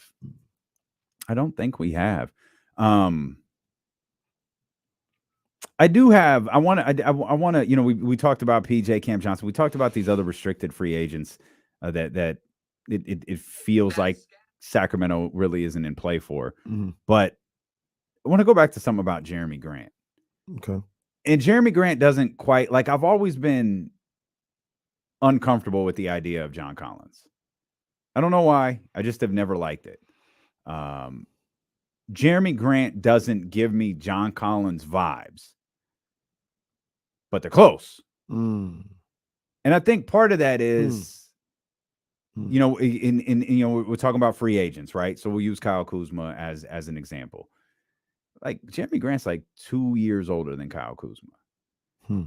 And I feel like a healthy signing, a healthy contract for Jerami Grant, Kings fans would be talking about him in a year or two the way people talk about Tobias Harris. Wow. I just can't. And tell me where he's I'm a way better player than Tobias Harris. And Tobias, I actually like better. Tobias. So do I. I like Tobias more than people give him credit for, but I think Jerami Grant's maybe way is unfair to Tobias, but I think clearly Jerami Grant's a better player. Okay, fair enough. So let's use this line. We just went over, you know, the kind of the Kyle Kuzma, the growth, changes, evolution, adapting abilities of Kyle Kuzma. I thought Jerami Grant was at his best with the Oklahoma City Thunder. Thought he was in a tough spot with the Oklahoma City Thunder because much as I love Carmelo Anthony, I thought it made more sense for Jerami Grant to start in that team. He didn't. His role was very different in that squad. We saw his numbers go up, you know, with Denver, Detroit, Portland, all of that. Can you definitively say you know what type of player Jerami Grant would be with Domantas Sabonis and De'Aaron Fox? I feel like I can. Okay. I get it's just me then. I feel like It's I just can. me then. I mean, he'd be a better version of Harrison Barnes. You know, kind of get in where he fits in. You good with that? Yeah, I'm good with that. No, is he good with that? Talk about get in where you fit in. You good with that? I feel like he is. So there's, and I could say this about Kyle Kuzma as well, but Jerami Grant, he left Denver, I think, to go to Detroit. Correct. And it was one of those situations where it was like, hey, it felt like, I shouldn't put this on him, I don't know for sure, but it felt like he's like, look, man, it's my opportunity to cash out.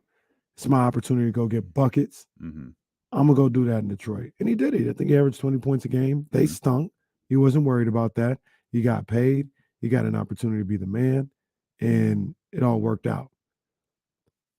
It feels like, and maybe this is what I would be kind of harping on if I was trying to make the signing or I was talking to him or I try to figure out, are you past that part of your career where you just want to get your buckets, you want to put up your numbers, you've gotten paid. Now, does winning supersede you getting 20 points a game? And I would ask the same questions and I would wonder the same things about Kyle Kuzma.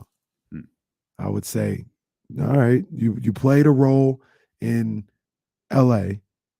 You got to go to Washington where you got to spread your wings a little bit, get your buckets. You see that it's a little harder than, it's maybe not harder to score, but it's harder to win in that fashion. Did you get that out of your system? Did you get that phase of your career out of your system? Now do you want to come back and play some winning basketball? And that's what I believe both Jerami Grant and Kyle Kuzma are at that part of their career where they're willing to sacrifice some of their numbers to be part of a winning team. So to answer your question, yes, I think he would be okay with it. Not Mitch in Jersey, but Mitch in the chat has his, what I presume is his free agency rankings, and he has Jerami Grant at number 1, which I certainly understand. Cam Johnson at number 2, which I understand that as well.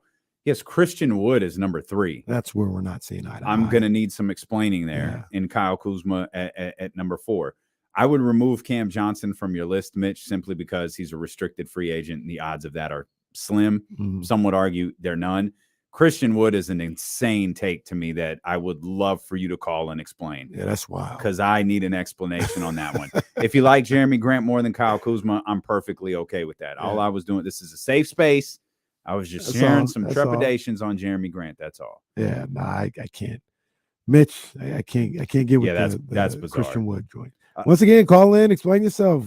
Maybe you see something that we're missing. I don't know. Help a brother but out. I don't see that one. HBO, as Mark Jones would say. Help a brother out. 916-909-1320. Let's get Matt in here. Matt, what's going on, man? What's going on, guys? Thanks again for taking the time. You bet. Thanks for calling.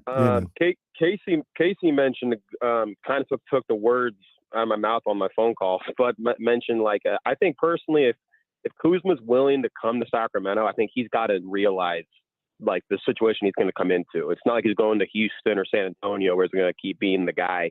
I think you guys talked about it earlier. What kind of Kuzma is he? Is he a 12-point per game scorer from the bubble team with the Lakers, or a 20-point per game scorer, with the Wizards? He's probably in that happy medium at between 14 to 17, somewhere in that range.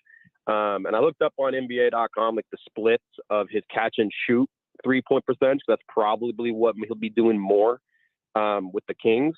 And he shoots about, it's roughly looking up the splits, but I found somewhere between 36.8% from three. So roughly 37% from three on catch and shoot, which, with playing Fox and Sabonis, he'll get more of that action. But I think he's just going to be a younger Harrison Barnes. That's just more fits the timeline of this team. And I think that's kind of it. You want to see this team grow together for the next 3 to 4 years, like we saw with Denver. So I like the move. I think I'm at the point now where I trust Monty McNair. So there you go. Thanks again for the time, guys. No, I like that. Man, appreciate you, man. And I think we talked about this off air during the break, but the thought that Kyle Kuzma just can't conform to a team game or super selfish and has to buy in seems to be a little unfair, right? Yeah, there's no evidence of it. Yeah, there's no evidence. There's absolutely no evidence of it at all. When it's a winning situation or he's got better teammates around him, that he won't conform to what the team is doing. In the instances where, he had legit guys next to him, he's lowered his aggressiveness, not his aggressiveness, but his points per game, played within a system and done whatever needed to be done for winning. And I don't know where once again, it's probably just the way he dresses that people say he's selfish and he's going to have to buy in. Well, people use the line, he wants to be a star. Right. Well, okay. What's the problem with that? Right. Because it doesn't affect the way that he plays. Does it affect the way that he dressed? All right, y'all got to let that go. Don't check your ego at the door. No, bring your ego with you. Right. Bring everything that makes you this ball player that Sacramento allegedly may be targeting here in free agency. Bring all that with you. That's what they're targeting. Because if you're looking for someone and you're saying, hey, we really want you here in Sacramento, but we need you to check this. Yo, pass, bro. Right. That ain't going to end well. Yeah. That's like getting into a relationship with someone you want to change. Don't do it. Absolutely. You got into a relationship with a man or woman and you wanted them to change a particular trait about your behavior. You're not with that man or woman anymore. Right. And guess what? You're going to have to love me for all of my goddamn flaws. And I got a lot of them. And here's the other part of that. They're probably not going to change. They're not. You've got to find the person who accepts you for what you are. Right. Except Kyle Kuzma for all his wild outfits, because I'm with it. I'm with it for sure, man. Let's get back to the phones, 916-909-1320. Pat, you're up next. What's up, Pat? What's going on, guys? Yeah. So I've been coming around to the Kyle Kuzma idea a lot more. I originally was a big Jerami Grant guy. I wanted that length, and I feel like, he provide a little bit better rim protection, although the rebounding is really what scared me. But yeah, you guys talking about Kuzma's whole rebounding numbers, I feel like he can really come around, at least on defensive boards. And I saw an interesting stat today, actually guarding ISO. Kuzma had some of the most difficult matchups, actually. And he's up there with the likes of Aaron Gordon and some better ISO defenders. Hamidou Diallo, I know that's all he does. But in comparison, you got Harrison Barnes guarding around the other team's best player. And he's, we all know he doesn't have that same first step as he used to. I mean, I think everyone should come around to Kuzma because that rebounding, Sabonis needs somebody. He might not be the prettiest fit, Some guy like Grant might have some more length for contests and all that, but I think we should really give Kuzma a shot, and it's all about pushing Keegan to the 3 because I think we all know that Sabonis with another 5 ain't going to work. But yeah, good stuff, Pat. Yeah, appreciate you, man. Thank you. And James wrote extensively in the new edition of the Kings Beat about Kyle Kuzma's defense. So that's very much worth checking out. I'll say this too. I sure hope Kyle Kuzma signs with the Sacramento Kings, because if not, my goodness, this show was a waste. Holy crap. We really ran with this. I'm afraid things might have gotten a little out of hand. I mean, one of our callers earlier, I think, said, "Oh yeah, I like the Kuzma pickup. We haven't even hit free agency, bro. We haven't even gotten." Boy, I'm beginning to fear this thing might have gotten a little out of hand. We'll go to Charlotte here on YouTube.com/ESPN1320. Charlotte says, "I like Kuz to the Kings, but Wizards fans were definitely getting annoyed that the shot selection was I'm that guy at times." I got you, and and Kamara actually followed up. Kamara's got friends in the Wizards organization, says something along the same lines.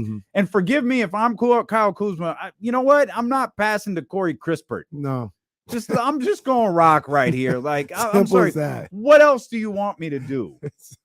Simple as they that. wound up shutting him down like the last handful of games of the season, anyways. Like what? It's tough to examine a player, their shot selection, their style of play when you're on a bad basketball team. If you can go back, and I don't expect anybody to get this done within the next 2 hours and 30 minutes, but if you want to go watch his shot selection when he was with LeBron James and Anthony Davis, and you still feel the same way, that has more validity. But, man, Will Barton was open. He should have just thrown it to Will Barton. The Kuzma sitting there. Hey, DeLon Wright, bring us home. Hey, we like DeLon Wright. I'm not turning to DeLon Wright to bring us home. No, especially if I think I can do it. Right. I can do it. I can get I average 20 points a night. DeLon Wright, bring us home. No, I'll bring us home. Cole G asking a great question. Is Kuz at the airport? I don't know. The way the last 96 minutes of this show have gone, I really hope he is. Well, we get a little excited. Matt George asking, think Kyle Kuzma will help me with my wardrobe? Oh, for sure. I'm gonna go no. You don't think? I don't think you can't see Matt George in the Missy Elliott joint. Who signed off on? Someone rocked with Matt George. He said he was gonna adopt Wasn't it it. Chime Monecki? Yeah, it was Chime Monecki. Yeah, I yep. couldn't remember. If it was Chime, him I think, or... had the black shirt like wide open. Yeah. Headband. The headband. Yeah, he was cooking. Yeah. Chime Monecki, hashtag we hardly knew you. He was cooking. But, man, I don't know why you've never asked me for advice with your wardrobe. I'm watching this game right now with the Wizards. They got it on on the iPad. I don't know who two of these guys are. And you guys want Kyle Kuzma to pass to these guys. Oh man. The big guy I'm kind of familiar with. Kendrick Nunn. Oh man, shout out Kendrick Nunn. Laker legend. The big guy, I kind of remember him. Can't remember his name off the top of my head. The point guard, I don't know who this is. Ouch. There's something I need to. Maybe that it's good call, Ramsey. I think it might be Daniel Gafford. By the way, people asking about Kristaps Porzingis, and Porzingis took a shot and a half less than Kyle Kuzma. That was the difference between the two.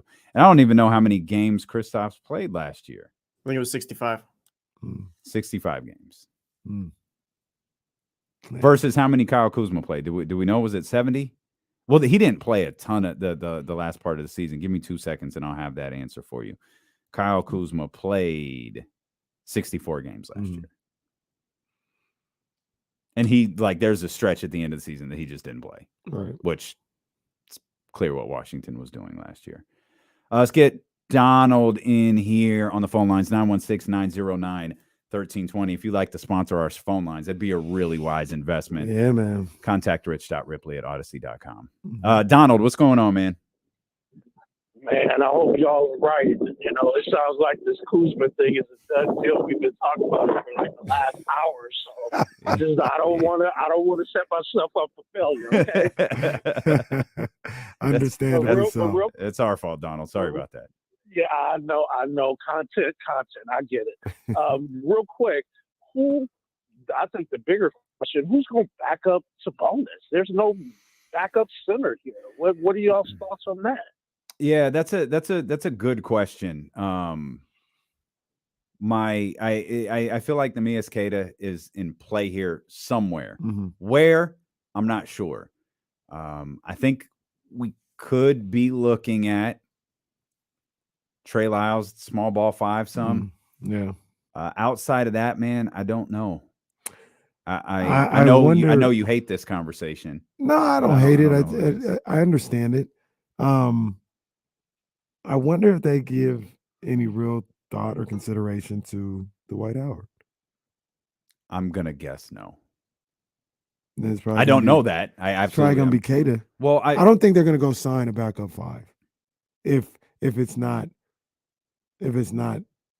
Dwight Howard. I don't think it's Dwight. I don't think it's DeMarcus. What about Thomas Bryant? He made the league minimum last year. I'd really like Thomas Bryant. Thomas Bryant, who's scored 81 against Sacramento on Trista's first trip. Thomas Bryant, who wanted the pass on LeBron. Oh my God, the greatest steal shot in the history of the NBA. That man was posting up with every bit of heart he had to get that pass from LeBron James when he broke Kareem Abdul-Jabbar's record. Incredible. I like that. I think that's a good call, though.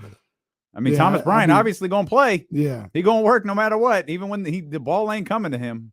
I'd be all for it. I'd be all for Thomas Bryant coming here. And he'd be cheap, probably. Mm-hmm. So yeah, for sure. But now there comes a certain point where we're counting roster spots, which is why we mentioned the Trey Lyles potentially, Trey Lyles and Neemias Queta, perhaps depending on matchups. And a lot depends on Queta's development. We saw Neemias in the NBA a couple of times last year where I can't remember if it was last year or the year before where we were begging for Neemias Queta to play. And then he played against Philly. It was last year. And it was hey, that was a bad idea. Yeah. I think he picked up like 3 fouls on Joel Embiid in 3 minutes. And it was like even before that, they played against the Lakers and they beat the hell out of the Lakers. And he had some good, I think they were all dunks or something like that. But he kept missing rebounds. So, and that was the other thing that we talked about this for half the year last year, where I kept wanting to ask somebody, particularly one of the big development coaches, what does it mean when a player can get to a ball and get his hands on he just can't grab it? It's just like he's tipping the ball all over the place, and then he winds up not getting the rebound. We talked about 10 different things as potentially being a reason why that happens. But this is a hot take on my part, that can't happen. No, that cannot happen in the big league, and the NBA. And I don't know if it changes with him. I don't know if that's something that you can necessarily learn or get better at. The one thing I will say about that as well is maybe that's not necessarily who he is. It's a situation where he could have been a little nervous. Sure. And that's something that happens with nerves. So obviously in the G League, he didn't have a problem grabbing rebounds.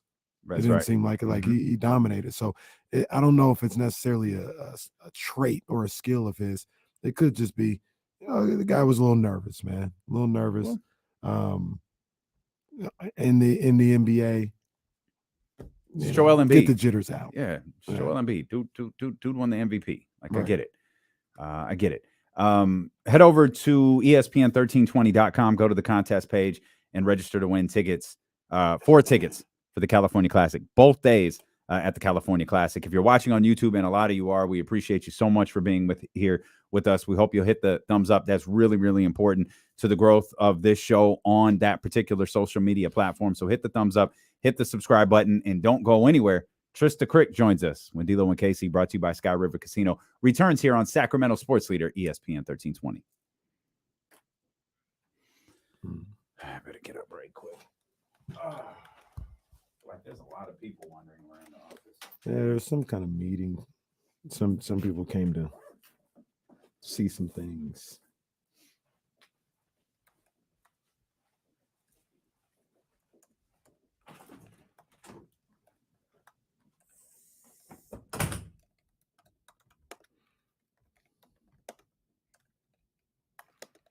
Don't mind me, guys. Just typing away, handling a little business.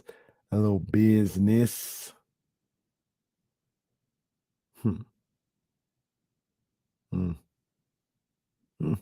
It's a crazy stretch. That was a crazy stretch here. As I'm trying to figure some stuff out.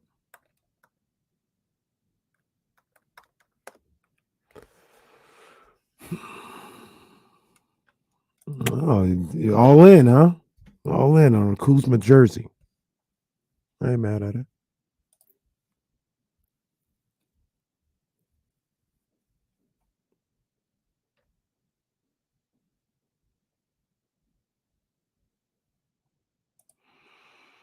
I don't think I saw any eliminated Tatums. I'm going to have to check that out.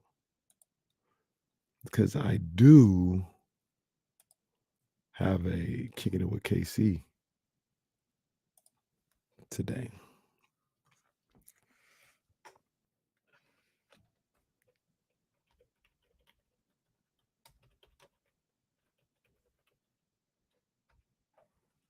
Oh, I have seen those. I didn't know that's what they were called. I like them. KC, you collect cards at all? Nah, man, I don't, man. I don't collect cards.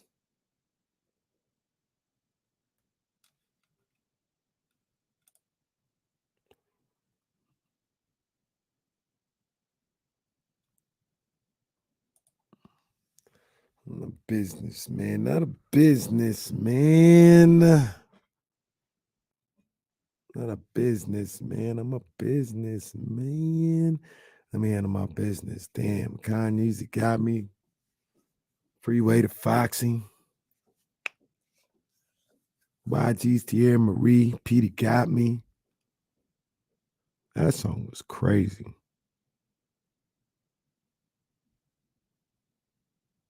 Oh, let's see what Kyle Kuzma does here. Down 2. Oh, he got fouled. It's 115, 113 Warriors. 3:23 to go. Kuzma was on the break. Being selfish. Ended up getting fouled.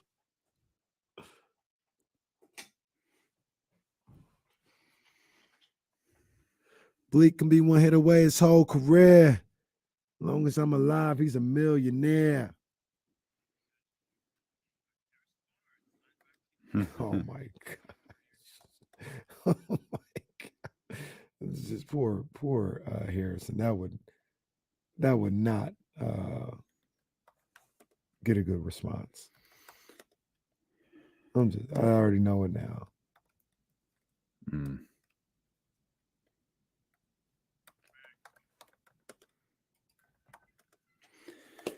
Trysta Krick coming up at the top of the 2 o'clock hour. Jason Jones coming up on the final hour of the show. I'm sure he'll have plenty to say about Kyle Kuzma and his time with the Los Angeles Lakers.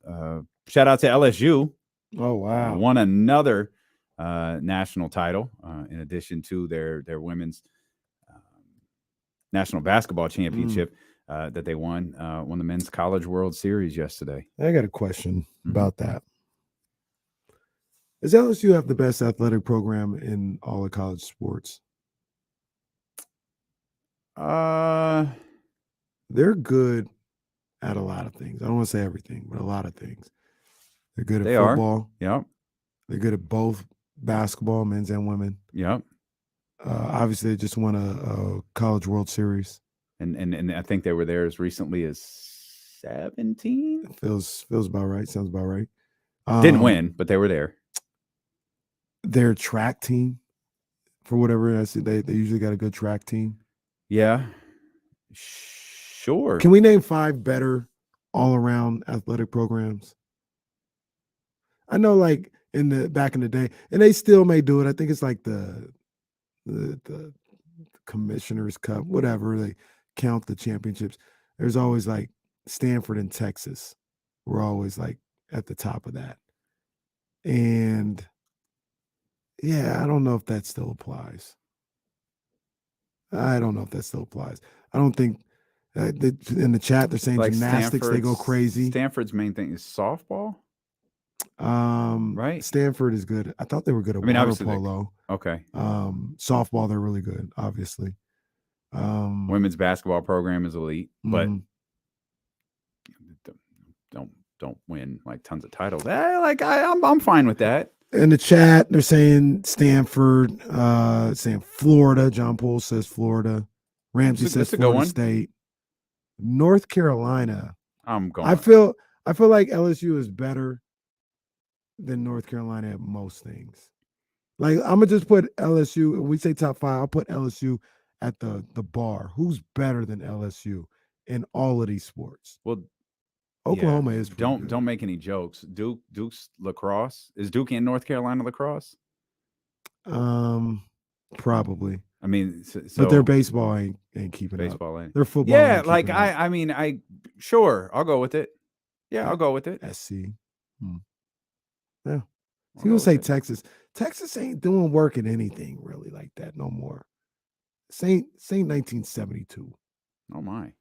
They're not doing work like that. Michigan did have a really good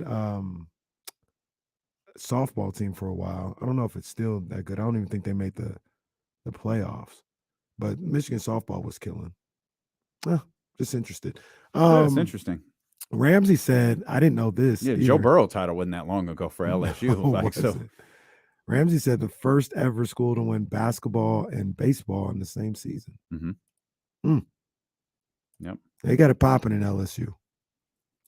Send Reese to LSU. Well, you can stay with Rich. Can't stay with Rich. Stay in Baton Rouge. Trysta Krick's going to join us coming up here in just a few minutes. Jason Jones in the final hour of the show. You can go to ESPN1320.com, go to the contest page, enter to win tickets to the California Classic. We have spent an uncomfortable amount of time today talking about Kyle Kuzma potentially landing with the Sacramento Kings. Boy, let's also we can reset and we could talk more about this later on when we wrap up things with Trysta. The important I think one thing that has to be pointed out with the Kyle Kuzma stuff is Kyle Kuzma likely had other suitors, one of them potentially being Utah. Utah now out of the conversation after the John Collins acquisition.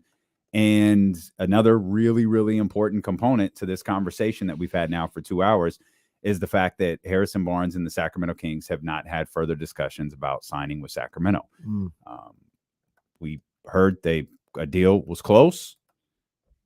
James even put the number in the Kings Beats, the number we heard a while ago. The deal was 85% done.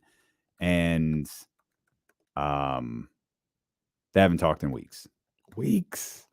That's the killer. Like, we're just not even gonna, hey, we're just checking in, make sure, know it's been busy. You know what I mean? Juneteenth happened, so I know it was a little busy. We still good. We still working. Just nothing. And the way we understand it is one party is calling and the other party's not answering. I mean, we talked about just hitting the red decline button. Look, I would say we talked about a relationship yesterday. I mean, what would you think if you're dating a girl and you try to call her for 3 weeks and she ain't picking up? Dating? Y'all been together for 4 years. and just decided to stop answering your call. And then look, you see you watching her stories and she's at day parties and Tiger all the time. What would you think? Well, that's not fair. That's not fair because I don't think we're seeing Monty McNair, out partying with anybody. The streets are saying she's out. Well, that's what you're seeing. You're seeing rumors of your significant other out there in these streets. look, she got out there at the R&B. She got on IG.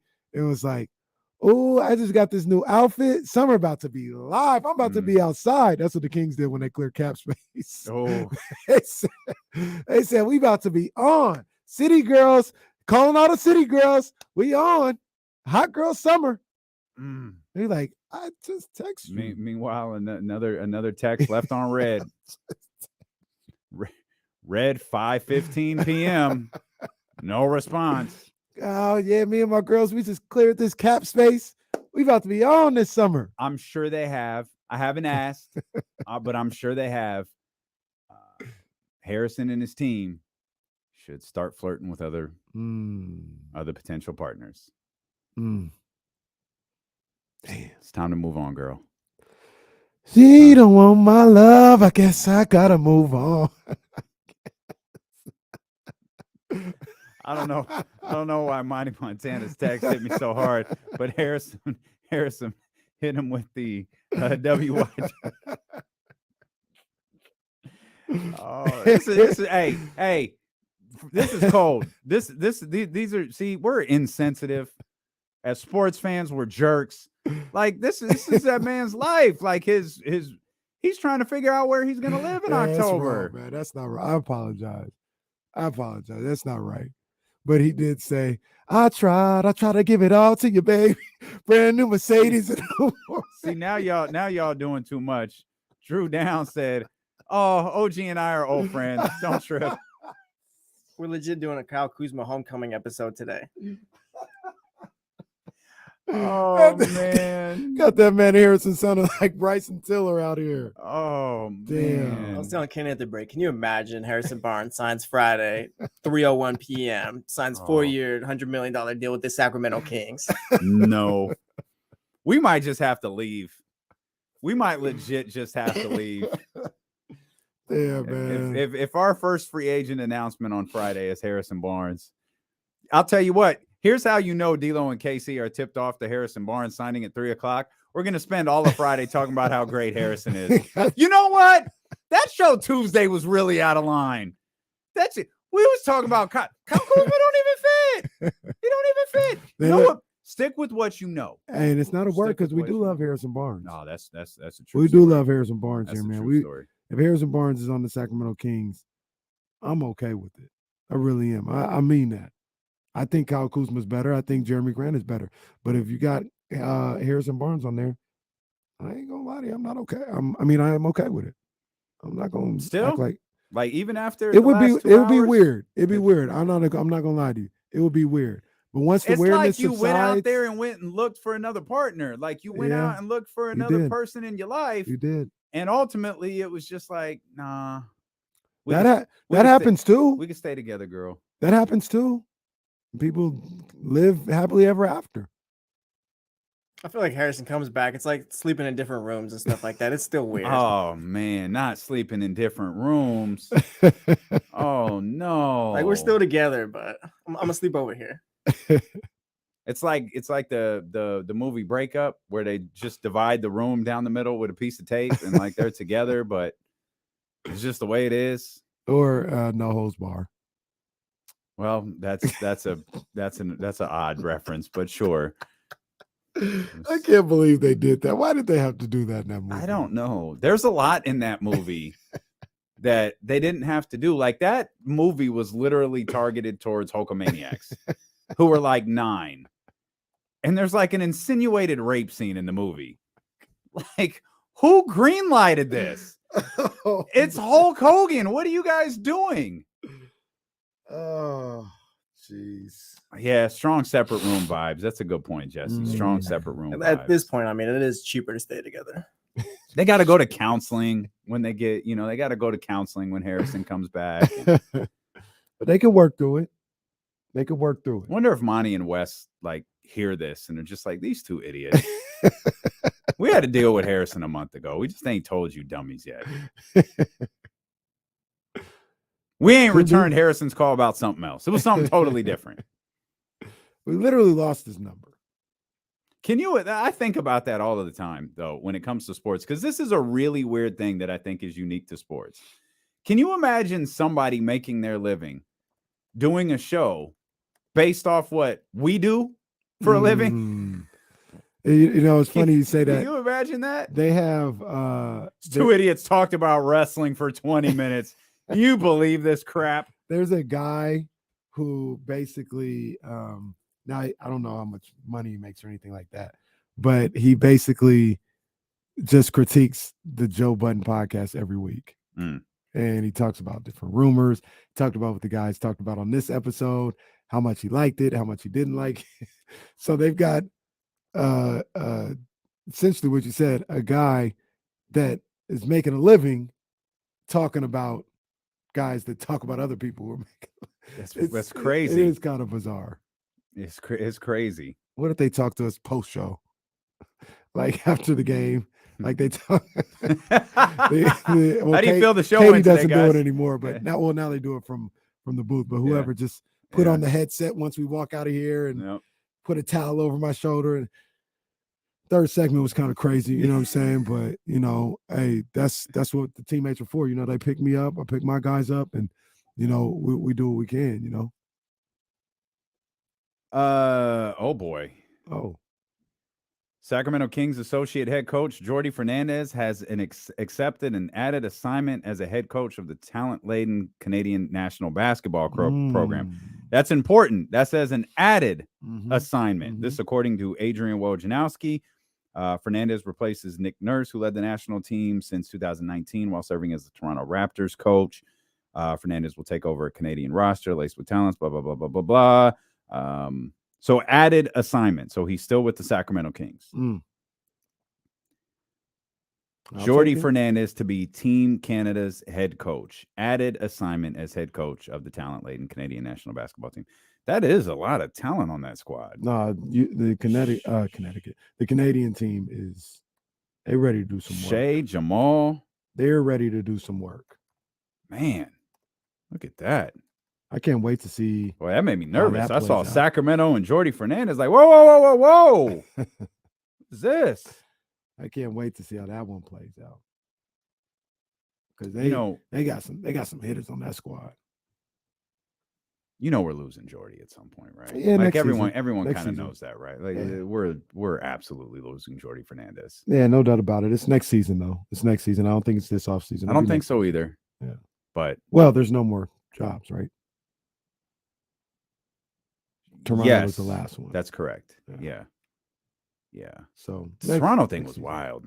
That was a even and I kept thinking, man, we were like everything we heard, they love Jordi. And then they did there was the report. I think it's Darko, right? I forgot how to pronounce his last name, but they were like, yeah, we didn't really see him as the front runner. And even after the first round of interviews, we weren't sure. He just got more and more impressive the more and more we talked to him, and that's ultimately why they chose to go with him. He took some cold welcome to the league photos. He did. His coaching pictures were great. He looked solid. He did a Mike Tomlin, and how Mike Tomlin got the Steelers head coaching job. Like it was almost like a courtesy interview, and he just bodied it. And the Rooneys or whoever was involved was like, I want this guy to be the head coach. Yeah. Like he wasn't the front runner. He wasn't, I don't even think he was really seriously considered. Well, that was Jacques Vaughn this year too, right? Like Brooklyn wanted Ime. I think Jacques Vaughn kind of hinted at it. Like, I wasn't their first choice either. I think the league was like, yeah, nah. How about we don't hire Ime Udoka right now? You're listening to D-Lo and KC on KIFM West Sacramento 98.5 FM, KRXQ HD2 Sacramento, ESPN 1320. Always live on the free Odyssey app, live on Twitch, live on YouTube, and live from the nation's capital. There she is. Host of the Heat Check podcast, BetMGM tonight. CK, Trysta Krick. What's up, big homie? Oh, what's good, guys? How's everything going? Strong Kyle Kuzma vibes today, man. We're 2 hours into this thing. We're talking as if Kyle Kuzma has in fact signed with the Sacramento Kings. Are we elated? Is that the move? Yeah. I would say it's 70-30. If it for happens, Kuzma. Yeah, if it happens, we're good with that. I think us too. Well, I can speak for you. Me, I'm really happy with it. Like I think Kyle Kuzma would fit what the Kings are trying to do, would fit their identity as a basketball team, and I think he's a really good ball player. I think we've come to the conclusion that a lot of people get frustrated or don't trust him or don't like him simply because of the way he dresses a lot of the times. Well, also, Kuz is a victim of what we will call Washington Wizards syndrome, where it's just you're getting buckets. You know that there is no meaning to the games that you're ever going to play in. You're going to be down by 27 at the half. The best thing that you can hope for is either clawing back and losing by 8, just somewhat competing. And so that's Kyle Kuzma. He's like, you know what? F it. I'm going to get mine. I'm going to get rebounds. I'm going to score. The ball is going to be in my hand. I do not care if Bradley Beal is on this team making $60 million a year. It is the Kuzma show. But I think people forget, and that's an annoying version of Kuzma outside of the outfits. I don't care so much about that. But his little tiff that he had with Spencer Dinwiddie, where he was kind of trying to really slander Dinwiddie, his name, and what he wanted to do, because Dinwiddie is what we call a tree shaker, right? Comes into a situation, recognizes immediate chaos, tries to make changes. Does that sound like anybody we know? Like, those are people who typically, from an organizational standpoint, get pushed right the F out, right? And so Kuzma kind of helped do that, because Kuzma was in Washington wanting to – he was happy with the way that things were going because it got him the bag, right? We do what we can to get paid. But Kuzma played on the Lakers when they won a chip. So he knows how to slot into a role and be in a winning organization when needed. And Mike Brown's not going to play around. You're not going to come around with the Kuzma chucklehead vibes. Like, it's just not happening. You think he fits? From a basketball standpoint, absolutely. He automatically becomes the most vocal player, the most extroverted player on the team. Does that do anything to disrupt the culture that's been very clearly built around? Well, Malik's here. Huh? Malik is here. Malik's here. Yeah, Malik. But he's not going to be a starter. And Malik's not a starter. So Kuz would be like this, what he would start, obviously. Yeah, so, yeah. But from a purely basketball standpoint, absolutely. Kuz fits a lot of teams. He fits my Blazers as well. You saw him a lot in Washington. Like, what are the pros and cons? I know you kind of talked about him just now, but still, like, what are the pros and cons of Kyle Kuzma? He's an elite shooter. He's an elite shooter, and he can get his shot off the bounce, right? He can create his own shot. For a guy that's that big, is pretty elite, right? And he can knock it down at a high clip, and he can hit high leverage shots too. He's hit, many game winners or game tying shots. Even if it was just in the regular season, that's still a guy who wants the ball in his hand in high pressure moments. He can defend when he's called on to defend. He's been a really good point of attack and off-ball defender when he played for the Lakers. They had I think a top 3 defense. If it wasn't the number 1 defense, it was definitely top 3 when they won their championship. He was a big part of that. He can obviously rebound with the best of them. He could get you 8, 9 boards a game. He's a decent passer, but I don't think that's like what you're calling on him to be. You're calling on him to be a 3-level scorer. He's actually going to be on my list of iconic summer league legends. He went crazy in the summer league. Crazy summer league. Yeah. Yeah, he had a crazy. Was that the same? That was the same one as Lonzo, wasn't it? Yeah. And Brandon Ingram had gotten hurt, and so it was Lonzo and Kuzma. Kuzma won MVP in the summer league. He ended up, I think, he either hit a game winner, or I think he had 30-something points in that game. He had like 5 threes. So I've been watching a little Kuzma film today, actually, as it happens. And, the whole time Trysta was talking, all I could notice is that your bed is immaculately made. Thanks. Like, it looks like a hotel bed. Like, it's incredible. Like, you do that every day. That's the goal. Oh, very, very nice. Like, because I'll admit I cheat sometimes when it comes to making the bed. It's like, we all do. It's made. When I go on D-Lo and Casey, I'm surely not going to have someone zooming in on my Oh, bed. yeah. Oh, because we would have gone so hard. Oh, we would have gone so hard if you did. If it's not. There's like random like accessories on there. Okay. And all right. Like, all right. All right. It's all strewn about like something went down. There's nothing going down. There's nothing happening. Oh man. Okay. It's lit. So I like making you blush. It's hard to make a light-skinned guy blush as much as your whole face is blushed. His forehead is now blushing. Okay, let's go. Okay, back to basketball. Grow up, everybody here. Grow up. If not, if not Kyle Kuzma, who for Sacramento? Because everything seemed to have changed, especially from a national perspective on Thursday. We haven't had a chance to talk since then. The Kings basically sell off their draft pick and Rashawn Holmes to the Dallas Mavericks, clear up a ton of cap space, more cap space than they had already entering this thing. Now the conversation about a renegotiate and extend with Domantas Sabonis feels like a foregone conclusion with a whole bunch of money left, which I think has toned down the Harrison Barnes conversation, which felt very likely for a while. Now feels equally as unlikely as it was likely a couple of weeks ago. So if it's not Kyle Kuzma, who is it? I wouldn't hate going after Cam Johnson poison pill style and offering him something that Brooklyn has to either match or let go. Maybe in the like poison pill is where the last part of the contract is just so outrageously high. Or you put in like trade kickers and you put these caveats in the deal because you know that it's going to make it really uncomfortable for the team that has his bird rights, right? So like maybe you add like a 15% trade kicker, or maybe down the road it gets even more expensive, or you offer them, there's other things that you can do outside of just the money. That was what was so surprising about Indiana's deal that they put together for DeAndre Ayton, is that it is just very easy for Phoenix to just be like, yeah, we'll match that. Like, we don't want to, but we're gonna, like even if they're not the agent a favor. Yeah. Like, we'll make an offer. We don't really want him here, but we'll just make an offer.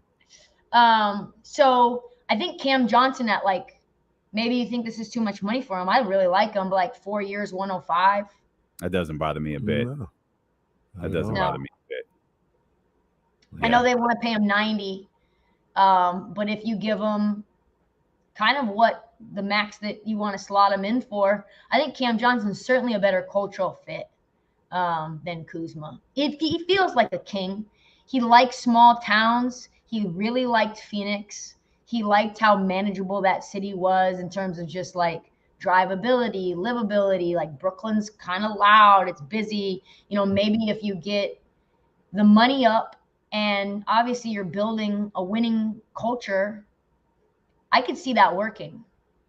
What do you think about the fit and what this guy's going to do when I talk about Jerami Grant? Oh, yeah. Jerami Grant's a great fit. I mean, he's an elite point of attack defender. He's got really long arms. His wingspan obviously gets him a lot of deflections. He can shoot at a really high level. He shot almost 40% from three on, I want to say, 6 attempts per game last year for the Blazers, had record highs in his career for Portland. So if Portland doesn't look to extend him because maybe something goes on with Dame, then he's a very gettable player. I was just about to ask you, is that like directly related to what they do with Dame Lillard, or would they bring him back regardless? I don't think you bring him back regardless, because the money that he's going to be wanting is really absurd. The amount that they can pay him is like, I want to say it was like $236 million. Jesus. It was crazy in terms of what the number was. I'm trying to find it right now because I had it in my notes for something else. But yeah, I mean, it's like a difference of $55 million between what Portland can pay him and what anyone else can pay him. Like, if another team would be like 4 years, $172 million is like what the max another team can pay him is. But Portland can pay him 5 years, $233 million, which is like $47 million a year. Is he more? How much you like Jerami Grant? Yeah, that's a lot of money. But maybe he ends up being like a 4 years, 125 guy. He's going to be a lot more than someone like Cam Johnson, I think, because he can do more things. He can play. I think he's just a bit more versatile than Cam. Well, Cam can only make so much, right? Yeah, and Cam can only make so much because of where he got drafted. Right. Exactly. He's going to be more than Kuzma. Yes. Probably a lot, huh? Yeah. Jerami Grant's. That was why people were concerned about, what this roster looks like from a salary cap perspective, and why I think drafting somebody like Scoot's a good idea from like a championship building perspective is you got a guy on his rookie scale the next 4 years, $9 million a year for a star. So let's talk about that for a minute. You're obviously really high on Scoot. You were the whole draft process. You even landed Chris Murray, which got a big smiley emoji on Twitter. And we haven't had the opportunity to talk about it today because we really went all in on this Kyle Kuzma thing. But we literally spent the whole show. The show got away from us a little bit here today. But one of the stranger meetings in recent NBA history took place yesterday, in which the most unconvincing statement from a general manager after the meeting came out after that. I don't think Dame has really said anything. I know Chris Haynes has had a few things to say, which, obviously this is coming from Dame, as he attributed to. But what is your take on what's happened over the last 24 hours with Portland and Dame Lillard? It's fascinating. First up, because I wasn't able to talk about it here, and you guys are where I really get my takes off. Portland media, it's maybe the worst I've ever seen. Oh no. The level of, we'll call it lack of awareness about the city and what the right moves are for said franchise is just so out of the realm of reality that I can't even believe it, because they're coming after Joe Cronin, the GM of the Blazers, because they're saying Joe Cronin lied to them because he said, well, you're going to put a championship roster around Dame and you're going to trade the third pick and you promised us this and you promised us that. And it's like, who are you? Are you a child that thought you were going to get a play set for Christmas? Did you think you were going to get Tickle Me Elmo? And sorry, Tickle Me Elmo isn't available at the mall. There was a line wrapped around the block. People are getting stabbed for this. Sorry, I wanted to get you, Timmy, a little Tickle Me Elmo, but it doesn't exist, right? So all the good intentions to trade the third pick were not a possibility. So these people are upset that Portland drafted the third overall pick being Scoot Henderson because he's quote unquote another undersized guard, and how Dame should feel disrespected. I'm sorry, Dame is 33 years old. I love Dame. I'm one of the biggest supporters of Dame.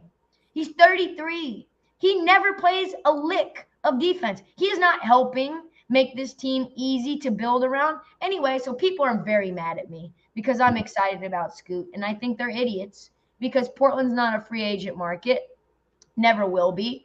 And the only time you entice anyone to stay in Portland is if they're forced to go there through trade or the draft, and then they're like, oh, it's like Cleveland. Oh, not so terrible.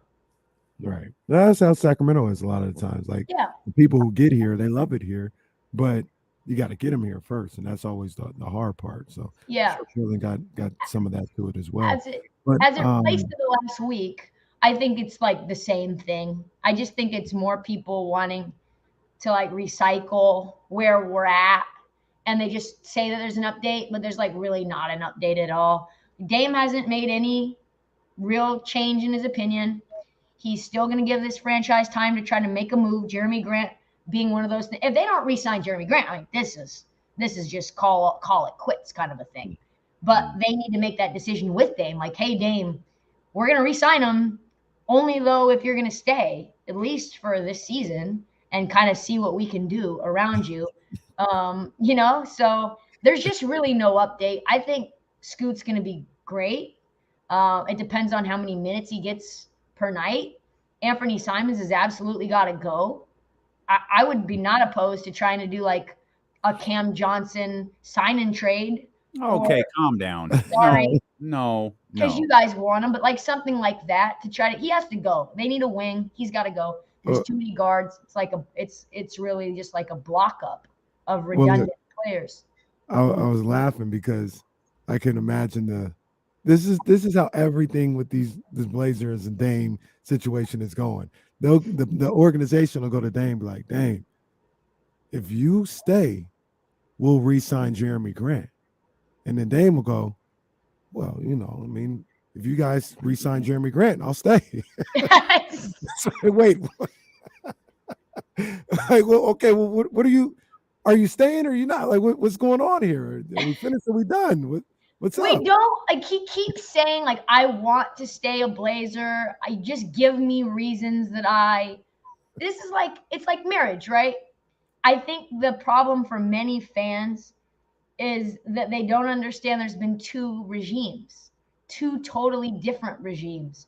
Neil Olshey created a very toxic environment and never did anything, never even tried to make moves to make this team better. They were rolling out Al-Farouq Aminu and Evan Turner, and they're drafting Zach Collins. I mean, the moves didn't make any sense objectively when they were made, even after the fact, right? So now Dame's like, can you guys just at least try? Can you at least put together packages? Other teams I see are making moves. We're not. Like, I just need to see you try to help us get better. And then I'll at least feel that there's some competency here to stay. Otherwise, I'm out. That's very different than we need to be a contender tomorrow. It feels more like a marriage in that both parties want out, but they're staying together for the kids. And I don't know who the kids are in this situation, but I don't feel like Dame Lillard wants to be in Portland anymore. I don't feel like Portland wants Dame Lillard anymore, but no one wants to tell the other. So they're stuck in this toxic relationship where none of them have the onions to just say, all right, you win. Let's end this. This is dumb. I feel like they both kind of do, though, want to stay, because it's like there's this like sort of history there and a love affair there, and his whole family, he moved out every bit of his family. They all have homes. Nobody wants to change their electric company. No one wants to move, right? And you see these small market teams, two small market teams now have won the title that we never thought would win. One team, Dame sent home in 2019, right? So you can see that it's really a roster that makes sense. You don't have to have like 3-4 stars on a team. I don't even think that's possible anymore. Look how fast you guys turned it around, right? Yeah, 16 short years. Turn that thing around quick, boy. I mean, you went from what, 20-something wins to being third in the West in 1 year with culture changes and some roster tweaks. Sure. Around your star, right? You make one trade for Demonis. That changes everything. You get some role players who were somewhat discardable. You know, in Malik Monk, he bounced around Lakers, Charlotte. You get Kevin Huerter, bounced around a little bit. Like, and all of a sudden, you bring in a competent coach and your star player, De'Aaron Fox, a.k.a. Damian Lillard. Now you're cooking with gas. Right. And look, sorry. Dame Lillard's 33. De'Aaron Fox is 25. Right. And you know, I love my Kings. I'll defend them to the death. But the reality of the situation is they lost in the first round. Yep. All that happened, and they lost in the first round. And like I think that's the destiny of any trade that Portland makes that keeps Dame Lillard. It's the first or second round team max. Dame, and he kind of like if Dame going to Miami. Are we just penciling in Miami to be back to the finals next year? Would. You penciling them in? They'd be at least the second best team in the East. How do you get that? See, here's the problem that I have with the Miami trade is that how do you get that trade done while not depleting Miami as a result? How does Portland do that deal? You start with Tyler Hero, obviously, because he you wasn't mean another guard? Add another guard to this team. Better get a third team involved. Yeah. Right? What was the other team? Oh, Brooklyn. Brooklyn was the other team. Brooklyn has more. Yeah. They have a lot more, in my opinion, to give. But again, Dame's not going to get stuck there. What do they have to give? They've got Cam Johnson. They've got Nick Claxton. They've got some stuff to make the money work, guys that you don't care about. Joe Harris, Spence. No shade to Spence, but like that's a salary thing. So the two players that you would really care about are Nick Claxton, a really good rim protector, defensive player of the year candidate last year, and Cam Johnson, a great wing. And then you would get a bunch of pick swaps and like 3 firsts. That's a much better trade to me than Tyler Hero and like a 2027, 2029, and a 2031 for Miami. Like, I don't trust Miami will ever be bad. So I do not want Miami's picks ever. End of story. Pat Riley, sit on it and spin. Tyler. Wow. Feel like there's a Tickle Me Elmo line in here somewhere. I'm just not sure where. Tyler Hero is the best player involved in either one of those trades. No. He's better I than Cam Johnson. would rather have Cam Johnson tomorrow than Tyler Hero. Hero's better than Cam Johnson. It's a positional need thing though. We don't need True. that. True. What are you really getting for Tyler Hero when you flip him? I don't know that deal is going to be that sweet. Neither one of those deals are ideal. But then what do? So you go to Dame. It's like, sorry, Dame. Now you're in Brooklyn with just Mikal Bridges. Enjoy and Yusuf Nurkic. Enjoy Portland East with your homeboy. Like, enjoy Portland East with your homeboy. Do you see like why the Dame trade right this second just cannot work unless there's magic? But from like a logic standpoint, if I'm Joe Cronin, I'm like, absolutely not. So get out of your feelings and play basketball with Portland. Yes. There isn't a trade to be made that makes now that's looking a mess because of this is where I will say, because what are we doing for Portland? We got Scoot, Anthony, Shaden, and Dame. Well, you got to trade Anthony. Got to. And then you bring Scoot either off the bench or Shaden right off the bench, or you play them three at the same time. What I will say about it is this: if Scoot can become Ant Edwards on the Ant Edwards trajectory, like just timeline, I mean, you're competing pretty close. Like that's a fast thing. Ant Edwards is probably one of the most high-profile, coveted stars in the league right now. I watched an entire hour of Mike Schmidt's 2 years ago with Scoot Henderson break film down last night. That's what I did after I got off work. What time did you get off work again? 11. And you watched 2 straight hours of just an hour and change. Oh. He's a defensive monster. That's the thing, that he's got the physicality of Davion. That's his favorite player to watch defensively. He's going to be a very, very good on-ball defender, and he's so athletic. He's going to be able to come off ball, get blocks, get steals, deflections. He's going to be really, really good defensively. Yeah. You got another team to watch in free agency. You got a team that you think might be really loud on Friday? Ooh, really loud. That's a great question. Dallas. I got one. Who? The Rockets. Yeah. What do you think they do? A lot. Yeah. I don't know if they get Harden or not. Like, I don't care. But if a player wants to get paid, Houston's going to pay him. Yeah. I think like that's a Dylan Brooks thing. Players. Yeah. Yeah. Who was it? It was Dylan Brooks and somebody else were Fred VanVleet. Yep. And I also heard that Jerami Grant, that's a place for him. Detroit will be interesting. Like, what do? They got some money too. They have money. Thank God coaches don't come out of the salary cap. Yeah. They may not have barbers in Detroit, but they got poor Cade Cunningham looking like he hadn't had a haircut or a bath. Oh my! I think that was photoshopped. Really? Yeah, you ate the garbage. Kenny gets got I so hope many so. times by that. Well, he's like Sacramento's Perkins, Kendrick Perkins, their way. He's like, I heard that Jonathan Kuminga is 7'4". You're like, oh my God, stop. You ate the garbage, Perk. He's like, I hate that. I hate that account so much. That is so great. So great. Trysta Krick, BetMGM tonight. Heat Check Podcast. She's the absolute best.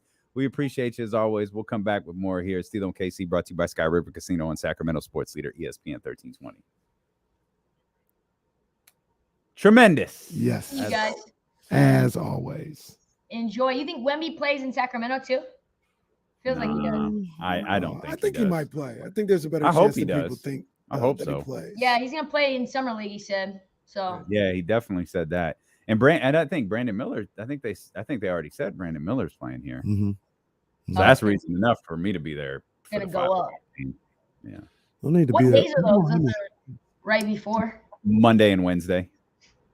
That'd be fun. I wish I could come. I'm dealing with the flood, and well, not a flood. I'm dealing with some roof damage that has at my mom's house in Portland. I got to go back and deal with all of that. That's a bummer.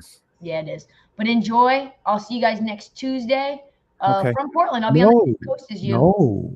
Oh, 4th of July is next Tuesday. Oh yeah, 4th of July. So to the Tuesday after, I'll be in Vegas. Okay, we'll see you. We'll see you there. Good. All right, see ya. Thanks, Unless man. you guys want to schedule me for a different day next week. We could do that too. Yeah. I'll text you and we'll work out when you're free because we Okay. don't like going Sounds without good. you, so. All right, bye. All right.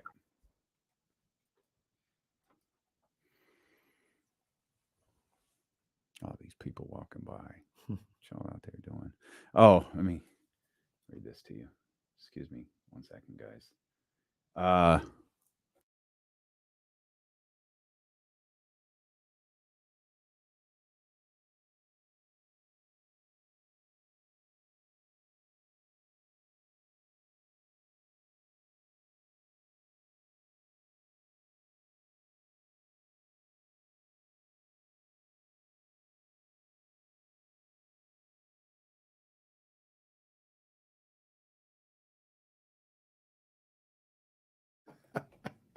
That was hilarious. I was Jesse. Hey, you got to remind you. I got to read these texts to you when we're off the stream. They're very, very funny. Oh yeah, oh yeah.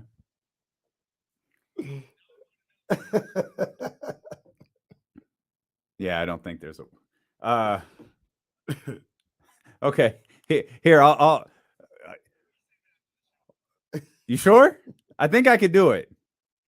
I'll read the first one for you. Holy shit. He is bad at all of this. Every bit. He is a hack of the highest order. Yikes. Oh, man. Oh, my goodness. I saw that. I was like, come on, man. Settle down. No.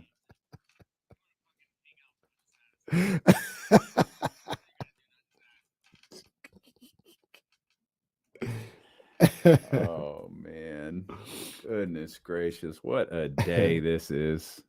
Jesus. Oh, what a day. What a day. What a day. Oh, that's wild. Has he been around lately? I haven't been paying much attention. Oh. Okay.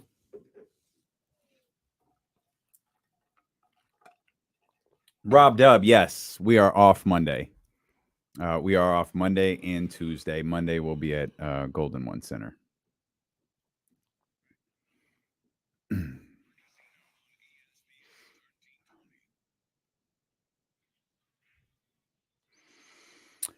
Dante DiVincenzo hitting the free agent market again. Despite decided to leave. I think it was 4.3 out there from the Golden State Warriors. And we'll hit the market again. A lot of people in Golden State feel like they're going to miss Dante. Yeah, I could see that. Yeah, I could absolutely. I thought see that. he wasn't spectacular in the playoff series, but he had some good moments in there. That double dribble was crazy. Yeah, that double dribble was wild. But no, he has some good moments in that He series. sold that perfectly. Yeah, he's a good ball player. I don't know if he's a starting two guard like we all hoped and thought he might be here in Sacramento. I don't think I've seen enough where I don't think he's that type of guy, but he's definitely a guy that you want on your roster if you got him. Like he's in your rotation, he's playing, he's a willing defender, pretty good defender on a lot of occasions. I like Dante's game. Yeah, I'll be interested to see where his landing spot is. Yeah. That's not a talked about Houston a second ago. That's not a Houston Rockets type of player. At least I don't think. I mean, No. That's more like a Celtics or Bucks Right. type player. Right. Yeah, no, I don't see him going to one of those type teams. Like you said, he's a guy that's going to a team that is looking to get over the hump. Maybe. Yeah. Is it a bad take to think Houston could be really fun to watch next year if they don't sign James Harden?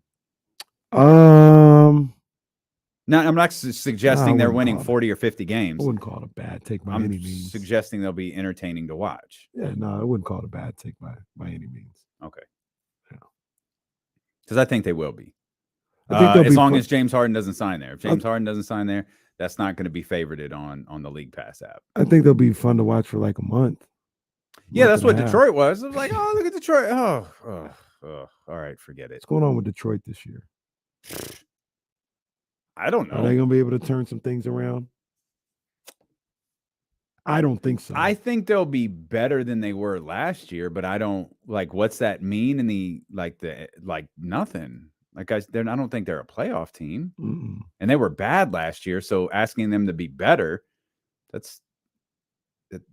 yeah, they could be a little bit better than they were last year. Yeah. They've got a guard situation too. Yeah, I don't know what they're doing. I can't remember. Did they get which twin did they get? Which Thompson twin did they get again? The point guard. I remember seeing that though. Is it Amin and a Sear? Amin and a Sear? Yeah. I think a Sear went second, right? Okay. They're going to be tough. I don't know how I'm going to tell. Those brothers are really identical. There's identical twins, and then there's really, really identical twins. Right. Those brothers are really, that's really gonna be a identical. tough one. But they got the rookie, the Thompson twin. They got Killian Hayes still. They got Jaden Ivey, and they got Cade Cunningham. Yeah. I don't know what they're going to do. That's what I don't like. They might be the worst team in the league again next year. They have money. Yep. They have some money available. But you think they're going to be the worst again? They might be. They got a lot of young kids. It could be. Respectfully. A lot of young guys on that roster. We got to figure out how Cade is going to play with some of these guys. Play with Jaden Ivey. How he's going to play with Marvin Bagley. How he's going to play with Jalen Duren and the Thompson twin. Like, they got a lot of question marks with how they're going to make it work this season. And the league going to be tough again. League going to be too tough for all that. They're going to have some rough nights. We sold on Cade Cunningham. I don't know what this injury is going to do to him. Before the injury, yeah, I was sold. Sold. He's a dude in the league. Yeah, he's one of those guys. And I had Jalen Green ahead of him. I always thought Cade was a baller though, and I felt that way after seeing him in that rookie season. But I don't know much about this injury. I don't know how it might hinder him, or if it's something that's completely fixed now, or what. I don't know. So I want to see how he comes back from that. I haven't heard anything about him in a while. That photo was really photoshopped? I don't know. It looked pretty authentic, but you never know anymore. Yeah, maybe he's going back to COVID times and just roughing it a little bit. I don't know. Yeah. So there's a story. Pistons, Cade Cunningham, the victim of harsh Photoshop edits. Woo! Man, that is a tough one. Lord. My goodness. I want to see what the real picture so is. They like that ain't him. I need to see the real picture. No, that ain't him. Like they've got the real ones posted here. It's on Pistons Nation or whatever. Why would somebody do that? I don't know why anyone would do that. I'm trying to figure out they made it look like Cade Cunningham. Bro, you are Kendrick Perkins. Why would they do that? Butt Crack Sports tweeted that. Oh, I didn't see who retweeted. That's not where I saw it from. You know, I would look at them and be like, no, I'm not doing nothing with them. Somebody took those pictures from Butt Crack Sports and put it out there. If I would have known it came from them, obviously. Come on, man. Come on. He looks perfect. The internet is a horrible, horrible place. In his real picture, he looks perfectly fine. I don't know why they would do that. He looks just fine. That's absurd. And I can't believe even in the other one, internet guy. he don't look bad. He just hasn't shaved. in the picture. It's not like he looks out of shape. Nah, he looks a little rough. He just looked like he hadn't shaved and Oh, cut his hair. they used some age app to make him look older. Yeah, his He cheeks are a little doesn't look bigger. Well, the I didn't see like the just on his face picture. I saw the one where he's holding the basketball, and he just looks like he hasn't shaved or had a haircut. Now the one that's just on his face, yeah, now that looks crazy. That's a tough one. That's a tough That one. looks crazy. Well, that's one where Adam Silver would have needed to like step in or something like that. Like help him. Okay. Let's talk, buddy. Yeah. You got again. I did get got again, man. You've got to stop this. I think we're at a point where we can do like a best of Kenny getting got. Oh man, that ain't no lie. What was the last one? Oh, the Jerry Springer one. Jerry Springer. Hey, Jerry no, Springer with hey, the black kids. No, and left everybody them all got his got money. on that one. That No, one. you Everybody got got. Kenny was like, Everybody this is got such got. a great story. Like, oh, I didn't know this about Jerry. I know Black Twitter got on that one. The amount of times, that the Chatty House has had to tell Kenny that he got on the internet is hilarious. DeMar DeRozan got like a 2-year, That was $3 million deal. the Godfather. That was the one that started it all. Oh man, and I think that came from the Chatty House, didn't it? Yeah, One it was some deal. No, that came from Twitter.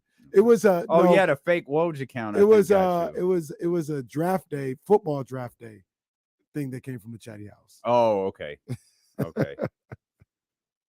Man, Kenny got again. You're right. There's a best of segment. The first 3 headlines. Photos. Why would somebody Photoshop that cake cutting? Photos going for reasons because to show you how easy it is to spread information. They just took all these pictures. Dog, we got to trade Cade. This MFer came back from not even a whole off season and look worse than James Harden. Cade looked like he'd been through some stuff, man. What the F happened? This is completely terrible. uncalled for too. Just awful. Cade wasn't bothering nobody. I wonder if they find that stuff funny. If they see something like people really think that's me, I wonder if they find those types of things funny. I gotta imagine they don't. I wouldn't. I don't think I'd find that funny. I also don't think it, like Stephen Brown said, a podcast to talk about a podcast is a wild concept. I don't know if there'd be the Let's Recap D'Lo and KC podcast. I don't know how thrilled I'd be with that. I'd be tapped in. I do love the idea of the post-show interviews though. Because I think all 3 of us would say very different things in our post-show interviews. I'd give you guys nothing. When family business stays family business. Do you know when we have a bad show? Can you leave going? Oof. That was No, tough. because I don't ever look at it like that. Okay. Is there segments could add back, or I wish I would have said this or sure, but come Friday, we probably should have done Tuesday's show different. Friday at 3:01. Kyle Kuzma signed with the Houston Rockets. Boy, we really should have taken. We did say Houston was going to be allowed, though. Yeah. We did say that. Yeah. I'm like Kenny. I don't think we ever have like a bad show, but there are times where I'm like, maybe we shouldn't have spent 15 minutes on that today. Now, I will say this: there are times when I don't think it's a bad show, but it's like, man, that last segment, we were leaking oil. Oh man, that's the only time where I look back at the show. I'm like, we were leaking oil, man. It's one of those segments where at like 3:32, you want to say, "Well, folks, we're fresh out of content." It's only 3:32. We're gonna have to end the show now because we've got nothing left for you. Absolutely nothing. 916-909-1320. If you want to get in on this content creation fun, we got Jason Jones set to join us in just about 30 minutes. Yes, indeed. We'll come back. We'll talk more basketball. We'll recap everything, where this Kyle Kuzma stuff came from, what we've heard about Harrison Barnes. We'll recap all of that from you. And I got the chance, for those that were with us yesterday, we were looking at a voluminous feature of Jerry West and LeBron James and that draft day. Mm-hmm. I got a chance to watch it, and it was a little bit more entertaining than I expected. I really wanted to watch it. I didn't get a chance to watch it last night. It was good. It also answered a question that you asked, something I completely forgot about heading into that draft. We'll talk about that. And I think we saw winning time Jerry West on camera for the first time. It's good stuff. That's all coming up here as D-Lo and KC, brought to you by Sky River Casino, continues here on Sacramento's sports leader, ESPN 1320. Oh.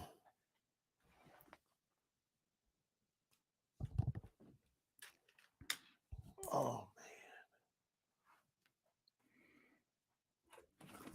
Can Sasha play the 3? Yeah, I would think so because of the way he can shoot.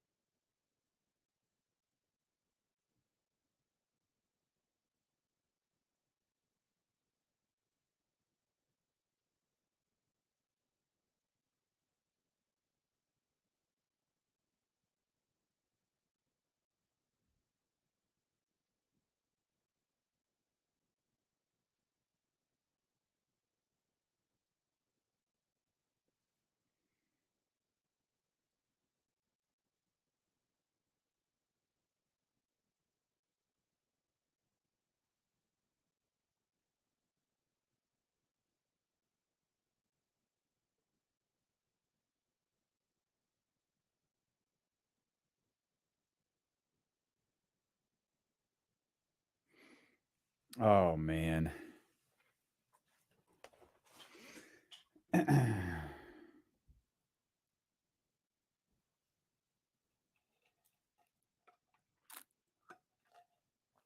You heard anything on Trey Lyles or Kessler Edwards? No. I think because no, I already drank it. Ramsey, appreciate you looking out for me though. There's no way I was gonna forget that again. Have you heard about Trey Lyles or Kessler Edwards? I don't think they have to say anything regarding Kessler Edwards. I don't think. Trey Lyles, I expect that to be announced in the first couple of days. I think he's staying here. It felt like he expressed the desire to be here, and I think he fits. So, if you bring in Trey and Sasha, do you still need a backup 5?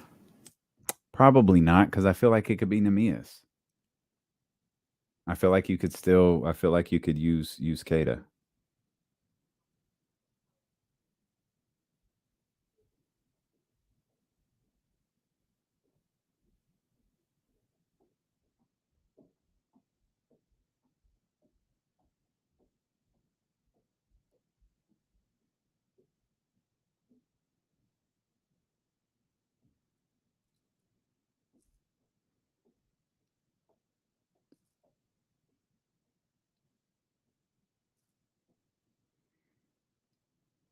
Sorry, guys.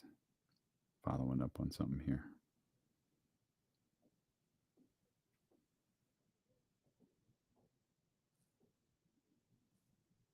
This is going to be a wild 4 days. Jesus Christ, I just need Friday to get here already.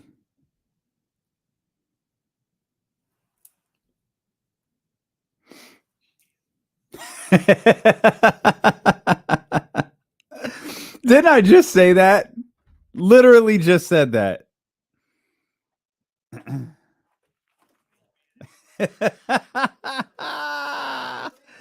Oh, man. We love Harrison Barnes, boy. I'll tell you that. We love Harrison Barnes.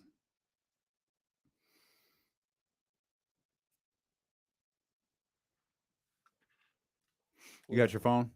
Yeah.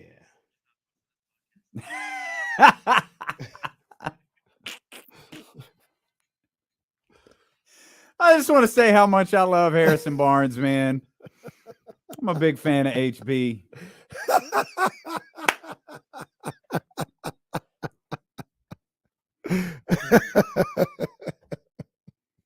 It's gonna be. I just need these next 3 days. Barnes can go. I need. HB can go. I need 4 o'clock to get here. I need 3 o'clock. I need 3 o'clock on Friday to get here. Who are we gonna spend 3 hours talking about tomorrow?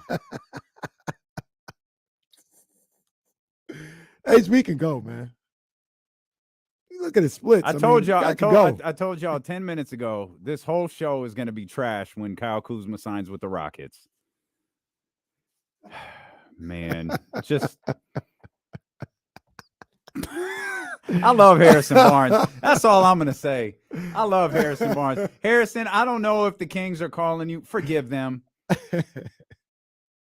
Oh, man. Get the guest room ready. Hey, man, you know, sometimes you go out there and them streets are just, what they say is just nothing but Casamigos and hookah. You just want to go home. That sound like them Memphis streets. Goodness gracious. Them streets are nothing but Casamigo and hookah out there, man. You just want to go home. I just need this week to end. I need to stop getting these goddamn texts. I just need all this to stop. Let's get Josh. Y'all do the show from now. Y'all got the show for the next hour. 916-909-1320. Let's talk to our man, Josh. Josh, what's going on, baby? Hey guys, love the show. I'm with you totally. I want a new. I forget who sings the song, but there's a. I don't want to see her cry, but it's hard to live a life. You know, I was like, that's me. I'm like Harrison Barnes. I don't want to look at you, but I need a new small forward. I think that's "Do What I Gotta Do" by Ralph Trasman. Do what I gotta do and break her heart. I'm looking the other way. I'm trying to not. Yeah. I was like, you are a consummate. I have the utmost respect for the guy. I mean, he's a lunch pail guy. He puts his work in. He's great in the community, but I want a new small forward. I mean, the guy, I'll take Sasha, I'll take Kuzma, I'll take Cam, just throw money at anybody else. But yeah, I'm saying. Well, Josh, I'll tell you right now, I'll take Harrison Barnes. I love that guy. Simple as that.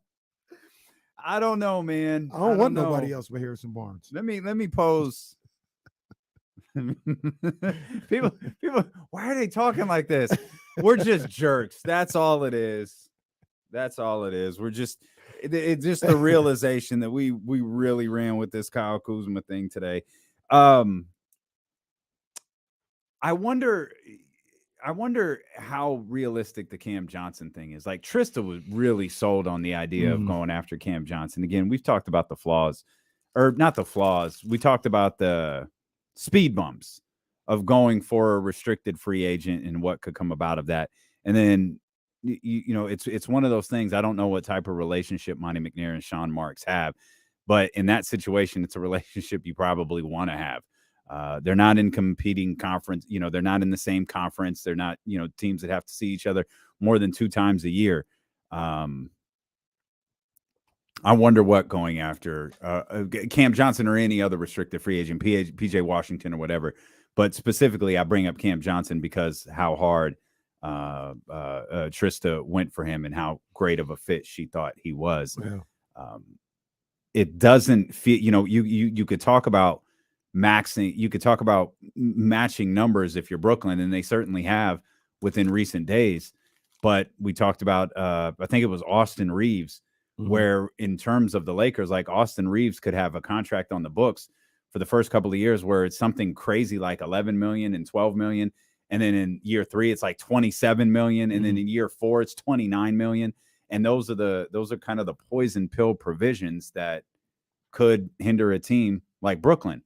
But saying that out loud, in Brooklyn's case, if it was something along those lines with the poison pill at the end of the contract, Ben Simmons is gone at that point. They might not care. Right.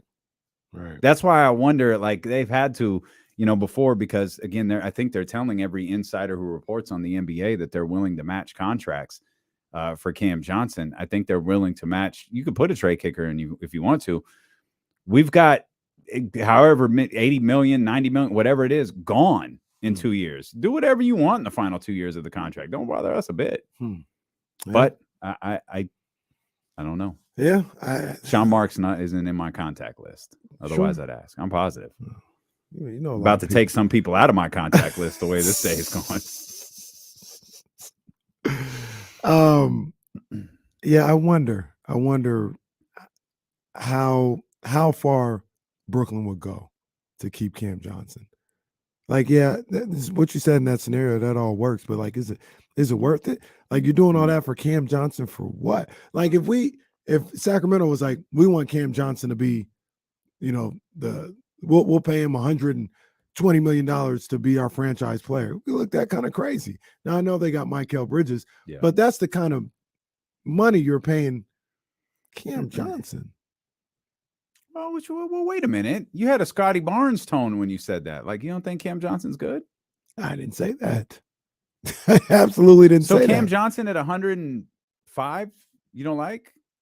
For Brooklyn, we're going to pay Mikal, Cam, and regardless if it's 2 years left, Ben Simmons, all like $30-40 million a year. But that's also we can keep. But that's also we can keep Cam Johnson. That's the problem. Like, you only want two of those guys. Yeah, but we love Cam Johnson so much it don't matter what happens for the next 2 years. Like, that's how you feel about Cam Johnson? Maybe. I don't know. Maybe. I don't know. It's like, I like Cam Johnson a lot, so maybe I'm the wrong person to ask that question. But I don't know if Brooklyn should be. Where's Brooklyn? Like, what's Brooklyn doing? Like, what is their goal this year? Their goal, or the next 2 years? What is their goal the next 2 to 3 years? Oh no, man. I don't know. I don't really know what you're doing. They didn't. Maybe they're just trying to stockpile picks and maybe have a player or two that they're willing to trade that can land them like a Dame Lillard. But I don't know what they're doing. I have no idea what they're doing. But they got Phoenix's picks, right? Mm-hmm. Which they would have lost some acquiring Harden. I don't know. They obviously got Phoenix's, which are those are 20. Like, no matter what you think about Phoenix, I don't think Phoenix is I don't buy it yet. I need to see it. Yeah. I need to see how it shapes out. I need to see the whole. I need to see the completed project. Yeah. But right now, I'm not sold on the idea. They're holding their press conference for Bradley Beal on Thursday. But like what? Like how? I just don't know what the goal is of that squad. To keep Mikal Bridges, great. Build around Mikal Bridges, great. But what are you trying to do this year? Because that, to me, tells the story of Cam Johnson. Like, what are you looking at your team for the next 2 to 3 years? Because if you're not competing, then you're 1,000% right. Maxing anything that involves with Cam Johnson is stupid. Mm-hmm. It doesn't make sense. And I don't think they're competing. I don't know what they're doing. I know they're not competing. Like, for top 4 in the conference. They're not. Well, no, but what about top 10? Yeah, but what? I don't want to say what are we doing that for, but what's the end game? Well, if you can reach top 10 now and continue to build, I don't have a problem with that. I agree, but I don't believe you have to bottom out. Right, but my whole, and this goes back to, and I think we see it the same way. How are you going to build with all that salary for 2 years? You have to get rid of Ben Simmons. Jesse. And then they only have Phoenix's first round pick in the upcoming draft. They have no first round picks in the 2026 draft. They have the Nets have no. They have 1 first round pick in the draft because they got rid of that and they couldn't get Phoenix's back because you can't trade back-to-back drafts. Because they've lost their picks. They've traded their picks off, and probably one of the variety of dumb things that Sean Marks has done. Yeah. So one of the course of action for them is, in your scenario, you re-sign Cam Johnson. This team that you have maybe gets you in the play-in for 2 years. And once Ben Simmons' deal is off the books, You hope maybe you can sign somebody that'll get you out of the play-in and in the top 6. You need that win now? No, you're probably hoping for that in 2 years once Ben is off the books. So Cap what do you goes think up. they are this year? Right now, what do you think they are? Playing team at best. See, I don't have a problem with that. I don't have a problem with that. Because they've screwed up, and that's just they're you've got to. I don't know how they. I don't know how they get out of this mess that they've created. They've created a giant mess with all of this with all of this nonsense that they've done. Yeah. But I also don't believe you have to be the Wizards in whatever they look like this year, or the Rockets. And I don't think you have to bottom completely out. Like, if you can make the play-in while navigating this Ben Simmons issue and getting Mikal Bridges some time, letting him emerge as a star. Perhaps in this case, Cam Johnson emerging as a strong number 2, at least in this setting. I'm all for that. My issue is, if that's not an attainable goal, then matching Cam Johnson is stupid. Yeah. Because if it's not an attainable goal with Cam Johnson this year, it's probably not going to be next year either. And then that's where I think you really get into trouble of, how is this team going to get better? I'm looking at just these teams. Miami will be part of the 8. Atlanta probably falls out. Chicago probably falls out. Toronto, I'll put them in that 10. Indiana will go up in that 10. So yeah, Brooklyn. Someone got to go get Brooklyn DeMar will probably DeRozan. fight with Orlando to be 9 or 10, and see if they can make it there. Indiana? I got them already in. I You got him in? Indiana's 7 or 8. You got Toronto in? I got Toronto. Like, for the sake of argument, 8, 9, 10. Okay. Might be Brooklyn. You throwing Atlanta Indiana. out? Oh, I'm with that. Well, I don't know what Let's they're get doing. Atlanta out of there. I don't know what they're doing. They still trading people. What they got going on? Victor Oladipo has exercised his $9.4 million option for next year. That's a Good. very smart move, Victor Yeah, Oladipo. good. I was talking the other day with the Queen Bee. I wonder if Victor is going to pursue a singing career. We will really jump into that bag, because he can do it.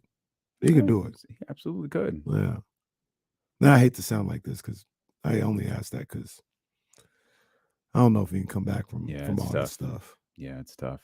Well, in that, we talked about Lonzo Ball the other day in Chicago. Like, someone's got to go get DeMar DeRozan out of there. Which it's got to be the last year on his contract, right?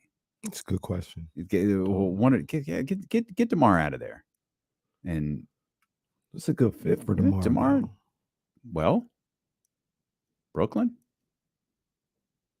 Yeah, maybe. Yeah, sure. Why not? I don't even mean to say it like that. Why not? Why? Sure. That's not a bad fit. I don't know. I'm just throwing. I'm throwing names out there. DeMar DeRozan. Give me a second here. He's making $28 million this last year. And this is it, right? You said 28? Yeah. He's going to be 35 after this deal is up. Do you think he gets one more decent sized deal? No. Decent size? Like maybe 30? Like, I guess, yeah, like 25 to 30. Man. It'd have to be like a 2-year deal. Yeah. Yeah. 2 year, maybe the second year is someone's option. Yeah, short deal, large money. I wonder with some stuff like this, like Dante DiVincenzo. Dante DiVincenzo was like $4 million, I think, and he opted out. I wonder if that was a conversation with the Golden State Warriors. And I wonder this sometimes when we see opt-outs where you don't see a clear path.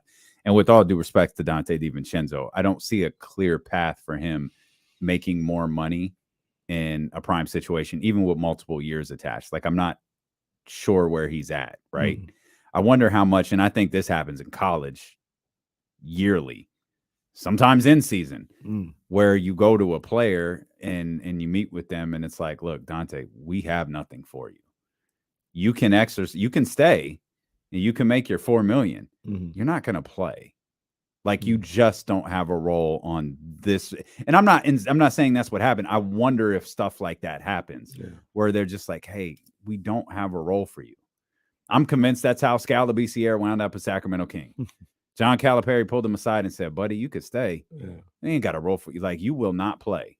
But if you enter the draft now, I will do everything I can to get you drafted. And he did. And I think that happens in college all of the time. Absolutely. Which is terrible for, I think, some of these young men who get told to, declare for the draft who maybe they shouldn't. Maybe at a time that they shouldn't. But I don't see a clear path for Dante DiVincenzo. I think stuff like that happens a lot. And you can look at that as a gift and a curse a lot of times. Even with you talk about the college kids. Maybe if Scal stays, he gets buried on the bench and he really doesn't play. That's now right. He's not drafted at all. He's not getting that NBA experience at all. So yeah.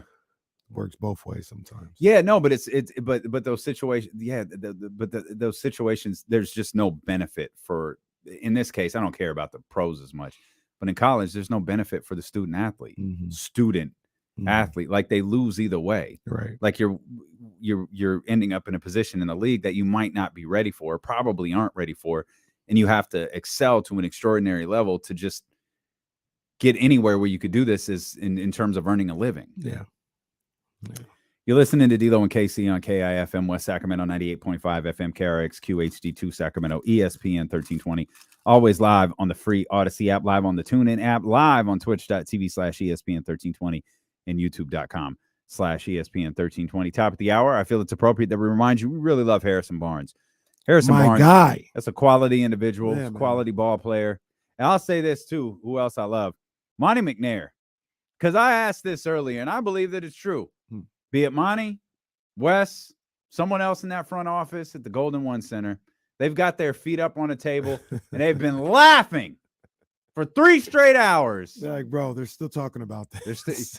Hey, Monty, hey, these idiots just had a dude from Tampa call.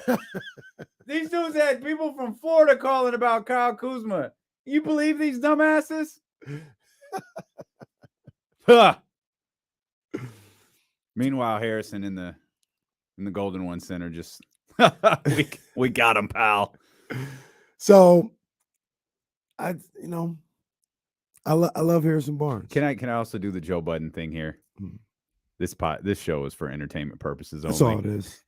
Do not take what we say seriously. That's all it is. Just have fun. Now back to the pod. I do still think we're barking up the right tree though. Okay. I do. I don't even know what tree we're at. Is it the Kyle Kuzma tree?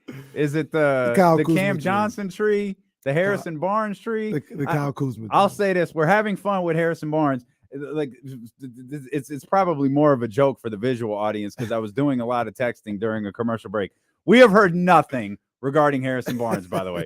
Again, do not take this seriously. We are waiting entertainment purposes on only. the edge of our seat, just like you are. And now they're back. They believe it's Kuz is coming. No, man. Look, don't listen to me, man. I'm telling you, I'm just telling you my feelings, my gut feeling. That's all I'm saying, man. I ain't got no information, man.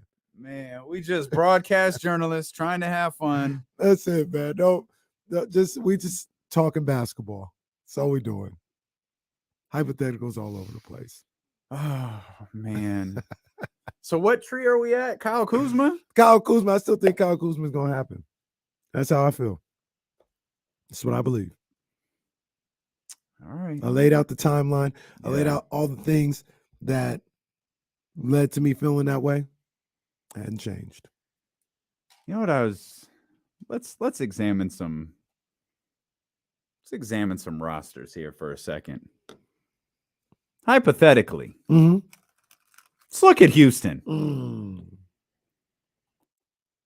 Houston's low. Okay, we bring up Houston because they got cap space.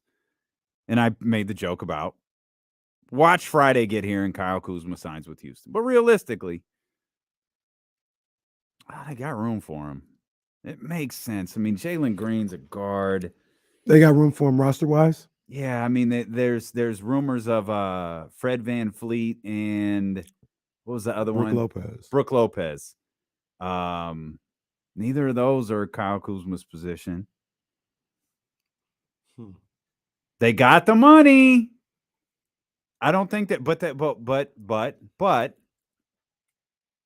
not winning yet. Yeah, You got they're not Jabari winning. there. Jabari probably a 4. I look at Kuzma as a guy that can play 3, but I think generally he's a 4-3, not a 3-4. I don't think Indiana's realistic for Kyle Kuzma. Kyle Kuzma and Rick Carlisle don't strike me as a No. that doesn't No. And look, register with me. I don't think Indianapolis does either. Well, Just- so that doesn't seem like a and that's cool the other town. thing. That's what some people would say about Sacramento and Kyle Kuzma. But it's California. Houston, though. Houston is Houston. Houston is Houston. I'm sorry. What is this headline? Miami Herald. Heat will wait for Dame Lillard's decision to request the trade. What? All right. So the Heat are just doing nothing. So the Heat are just sitting on their hands until Dame perhaps, maybe, might ask for a trade. Where's Max? Is it Strus or Strauss? I call him Strus. Where's Max Might be Strus Strauss, wind up? I don't know. I think it's Strus. I don't know. I don't. Because I don't think Miami's keeping him. See, the killer is I don't think he's a starting player in this league. I think with them, Miami too, they're gonna have to decide between whether they want to keep Gabe Vincent or Strus. So yeah, Strus is probably on his way out, I'd say. I feel like it's Gabe Vincent. I think Gabe Vincent is the one, and I hope that brother gets paid handsomely. Yeah. He gave Vincent to meet this week. Well, as they should. Mm-hmm. As they should. Casual Sixers fans, they'll trade me for a crumble cookie. Who's Tobias Harris said that? Oh man, Tobias Harris on his name being in trade rumors again. Casual Sixers fans, they'll trade me for a crumble cookie, but at the end of the day, they have to realize that you're not getting a 6'9" forward back who can damn near shoot 40% from 3, guard the other team's best player, shoot, post up, drive, and play 70+ games a year. I believe we have the right talent to be a championship team, and we have the right pieces and the right culture. With a new coach, with a new coach, I'm excited for what we're going to bring to the table. He said all that, or his dad? I guess he did. He said, "Well, That's Tobias Harris." Damn. They'll trade me for a crumble cookie. Are those the things that James brought in that one day? And those were fire. Whatever he had, I forgot what it was called. Absolute fire. I've never had one. I think that's one of the great giveaways. I didn't give you a chance. I ate them all. I didn't give nobody a chance. Well, that's true. But you knew I wasn't going to eat them.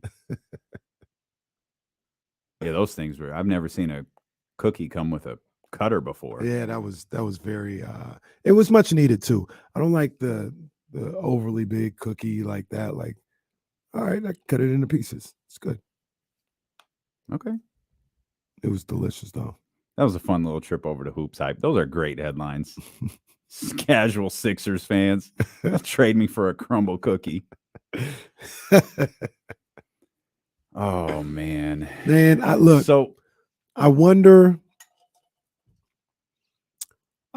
what's important to Kuz. Wonder what's important to him. I talked about it earlier. Winning. Right. I felt like he was trying to get back into his winning bag, but maybe he's not there or yet. not. Yeah, maybe he's not there yet. Because it's not going to happen in Houston. Not to that level that it could potentially happen with the Kings. I don't think there would be a big money discrepancy between Sacramento and unless Houston, unless Kyle Kuzma was Houston's primary target. And they're like, kind of like you were saying with Jerami Grant on Sports Sunday. Well, if you got to overpay for him, you got to overpay for him. Right. But that doesn't. Their primary target is James. Harden. Yeah. As dumb as I think that is. And we've heard the reports of James talking about he's going back to Philly. So maybe Well, I don't think he said that. I think that's the belief, perception. the belief is that he's going to Philly. So maybe they're back to Philly. pivoted on the whiteboard, the power rankings of who they want. Yeah, as a free agent. Absolutely. Yeah. Kyle Kuzma would be number 1. Quite possibly. All right, we'll talk to Jason Jones. Obviously, Jason watched Kyle Kuzma a lot. I mean, we're 3 hours into this thing. We might as well run with it and just pick a new player to do this with tomorrow. See what rumor. Maybe we can start a rumor leading into tomorrow's show, and we could spend 4 hours on it. But we'll talk to Jason Jones, find out what he thinks about all of this, and we'll recap all of the news of the day. As D'Lo and KC, brought to you by Sky River Casino, continues here on Sacramento Sports Leader, ESPN 1320.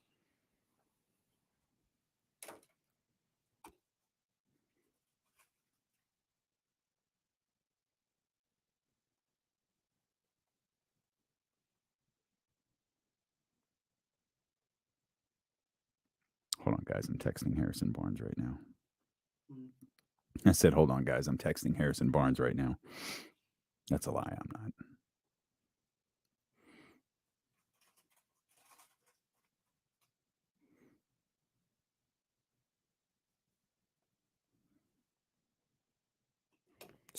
It's a good call, Aldrin. Kelly Oubre. We'll do there you that go. tomorrow. There you go. See if we can get a Kelly Oubre thing going here.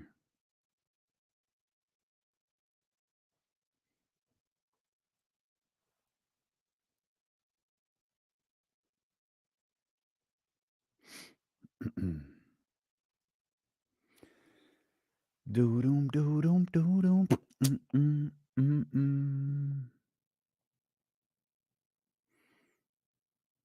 LeBron to Sacramento. Oh, Trojan. That's awful. Awful. No, that would not be a good look.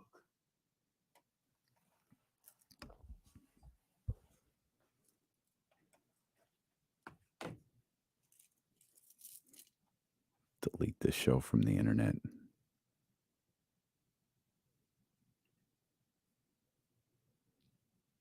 Yeah, hit the thumbs up while you're here.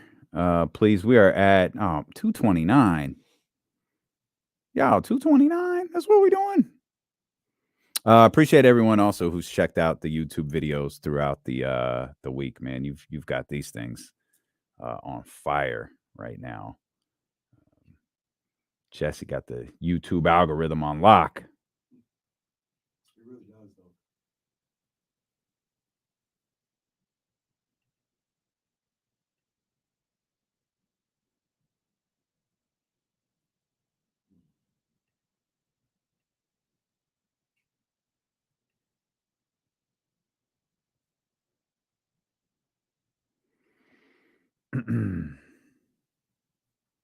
San Jose Sharks traded for a goalie today. Oh, very good. You know, they had to make Very those good. moves if they wanted to contend for.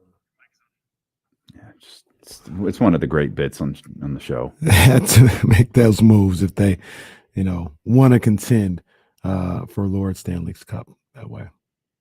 Sharks might have the best uniforms in like all of sports, I think. Well, that's a little high. They're their jerseys. No, first of all, the Red City Edition jerseys are the best I've seen. Those were fire. The Red City Edition jerseys for who? The Reds, the Cincinnati. Oh, the Reds. I'm sorry. Yeah. Those were. Oh, the Reds. phenomenal. I got you. I got you. My bad.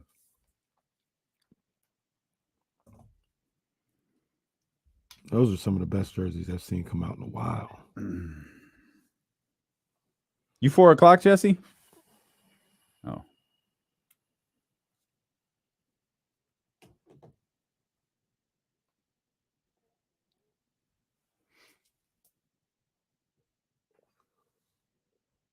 NHL draft tomorrow night, man. Ramsey, our correspondent, keep us updated. I think if like the Coyotes moved here and stuff like that, we would spend like more than 5-10 minutes on hockey per show. Sacramento hockey specifically. Yeah, it would take a while to get the kind of a pulse of how everyone felt about it, like how the audience felt about it. Imagine Casey like, Alexander Ovechkin coming to town. Oh man.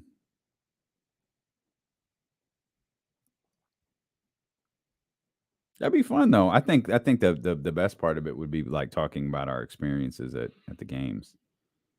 I think that would be fun. Yeah. Can't recommend the latest edition of Corners of the Culture enough.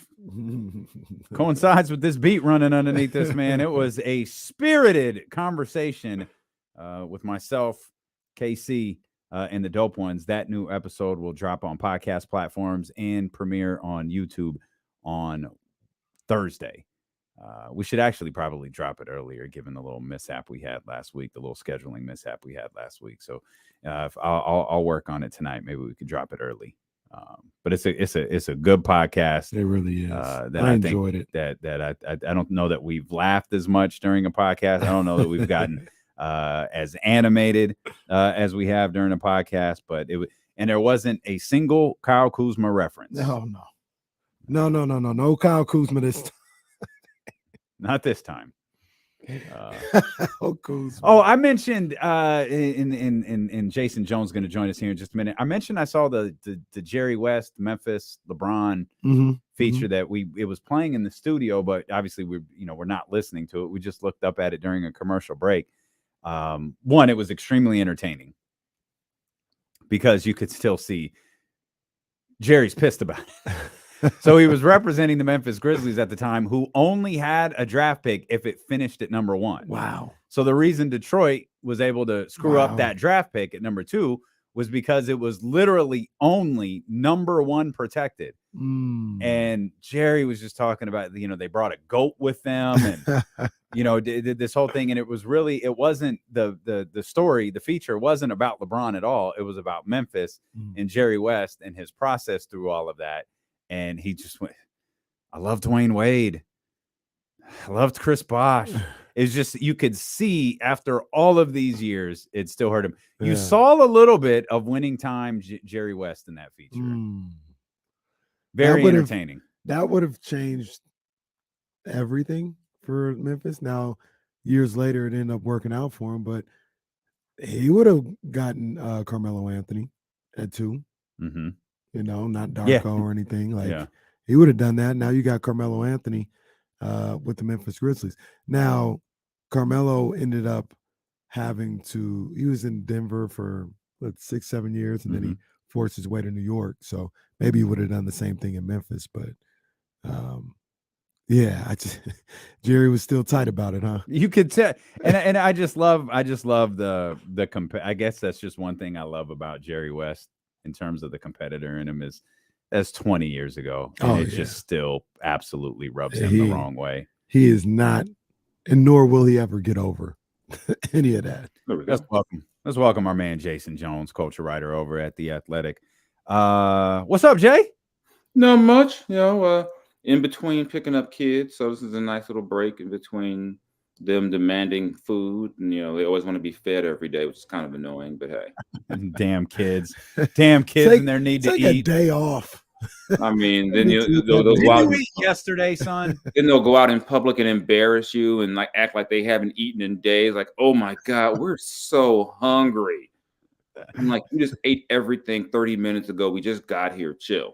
And you got boys too. Yeah. Oh yeah. 3 boys, and all of Jason's money goes to food. Facts. Yeah, I mean, I make dinner and just step away, and if there's any scraps left, they graciously allow me to eat some food. They're like, "Hey, Dad, we saved you some," and I'm like, "Thanks for my 2 scoops of food. You guys are awesome. You're happy Father's Day." And how old are they again? 14, 11, and 9. Oh yeah, you lucky you get 2 scoops. Yeah, I know. I mean, when there's anything left over, what I hear is, "Can I take this for lunch?" I say I give up, I used to be able to say, well, I'll make some vegetables or something, and they'll leave me those. They started eating those too. I'm like, God, you guys are really hungry. My son ate my shrimp fried rice the other day. Ooh. I was not happy. Oh, I may have to go get some today. It was delicious. All right. Did you get your chicken Katsu. Yeah, I did. I had some. Well, I ended up bringing home some food last night, and Jazz cooked, so I didn't get a chance to just eat it all. But I had a little taste because I was like fiending for it after remembering it was talked in about there. it for 3 hours Yeah, yesterday. and I got You treated that chicken like it was Kyle Kuzma. Oh wow. Yeah, we've been talking about. Well, pause. Wow. We've been talking about Kyle Kuzma the whole damn day. The whole damn day. You're a Lakers guy. You experienced a lot with Kyle Kuzma. How you evaluate him as a player? I like that toward the end of his Laker tenure, he became a better defender and rebounder. I think he can get buckets. Just that on that team, that was not going to ever be his primary role. But I mean, I thought that proposed trade a couple of years ago would have been good for the Kings, where you could have put Kuz with Harrison, and basically, I saw Kyle kind of doing what Keegan does, but not exactly. Just kind of just having a guy who's with some size who could be a floor spacer.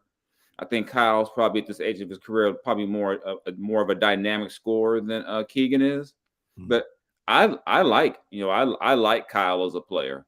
I think he's a guy, like I said, he's going to score. He can rebound. He can do some other things. So I like him. I don't know if I like him at $30 million a year, but hey, you're worth whatever someone's willing to pay you.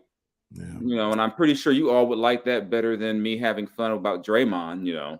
Yep. Well, now that just that's don't facts. make no damn sense. That's facts. Oh, come on, man. It does make sense in it does make basketball sense. How? You need someone to help tie together that terrible defense. How do you do with the Warriors? Hmm? How do you do with the Warriors? The defense didn't suck just because of him. So, but when it's good, this is what I always talk about. When it's good, it's because of Draymond. When it sucks, it's because everybody else. That's not what I'm saying. What I'm saying is I'm not saying that he has no part in it. I'm saying you put him there, you automatically upgrade that part of your team. I think just that his relations, him knowing Mike Brown, to me, they need a connector out there defensively, someone who can help them figure some stuff out. I mean, I'm not saying it's going to happen. I mean, I think every couple of years the Kings lust after a Warrior who's a free agent. I mean, they helped Andre Iguodala get paid twice. I mean, so there are people who believe the Kings are going to pursue him. I don't think they're going to end up getting them unless they just throw like all their cap space at him. But hey, I think it's worth a consideration if you're talking about going to the next level as the Kings. I think it's worth a consideration. I don't think he takes you to the next level. And also, when you talk about the basketball fits, and we're having a basketball conversation. I know people think I hate Draymond, so I can't never say nothing nice about him. That's not true.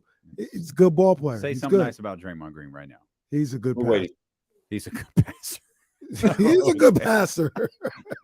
He's a good passer. All right. But what he allegedly does for your team on the defensive end, is that enough to make you run out there with 3 non-shooters in the starting 5? When people talk about a good basketball fit, I think he's a terrible offensive fit. Absolutely terrible offensive fit for this team. Who are the 3 non-shooters? It would be Sabonis, Draymond, and I'm not looking at De'Aaron Fox as this 3-point sniper. Like, he's gotten better, but he's not that. Like, he's gotten better, but he's deadly in the mid-range. He's not deadly from beyond the arc. I think you just have to be, the coach, you figure some stuff out. I mean, I think one area basketball wise where it would be tricky is that Draymond is a guy who facilitates from kind of the same area Sabonis does offensively at times. That would be tricky, but like I said, I figure, I think it's definitely you at least got to consider. Not that it would happen. I don't know if you want to pay that much money to get to try to lure him away from Golden State. But there's a lot of folks around the league who were like, it's a lot of cap space, and what could it wouldn't be the worst thing they could do with their cap space. If you're talking, I think it wouldn't be I don't think it's going to happen. I'm not predicting that. I just think it's funny that when people started discussing it, how a lot of people in Sacramento lost their minds, like they were asking for like a guy from like, I don't know, like some end of the bench guy who's going to be getting that money. It was like, oh no, never. This would never make any sense. Like, no, it could make sense. It could definitely make sense. I mean, he's been a non-shooter on a team with shooters, but it's not like it would be a crazy idea. But more than anything, the best joy I got of that was seeing the D'Lo and Casey account tweet nice things about Draymond. So if it got us that, I was entertained. And that's all I needed. Big fan of Draymond Green here. Big fan of Draymond Green. Yeah, I mean that made my day right there to see all these nice. That was almost as great as all of my friends who were Warrior fans who hate Chris Paul now telling me all these great things about Chris Paul. I mean, I love the offseason, especially when I don't have to cover it. This is hilarious to me. I got a list of friends who either are like, you know what, Chris Paul really is good. On the other hand, my other Warrior friends are like, man, this is just disgusting. This is kind of like when the Lakers got Pat Bev. I'm like, it's really not. No, it's really not. I says it's not even the same. This is just like, okay. I mean, yeah, this time of year is fun. It's really fun, especially when I don't have to worry about, okay, on the computer all the time. Oh my God, what's happening next? Yeah, because it keeps changing. It just changed. We were talking about Kyle Kuzma. Got to Draymond Green quick. Mm-hmm. But then we can go around. You know, we can go Kelly Oubre. Jerami Grant. Oh yeah, the guy who I thought the Kings after years ago. Who, Kelly Oubre? Yeah. Oh, they wanted Kelly Oubre? No, I thought they should have gone after him a couple of years ago. They didn't. No.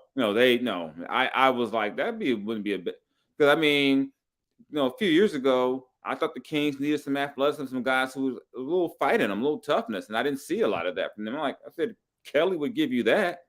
Mm-hmm. Didn't happen, obviously, but it's a different thing for the Kings because now they're looking for things to actually legitimately make themselves better, as opposed to let's throw it on the wall and maybe this will work this time.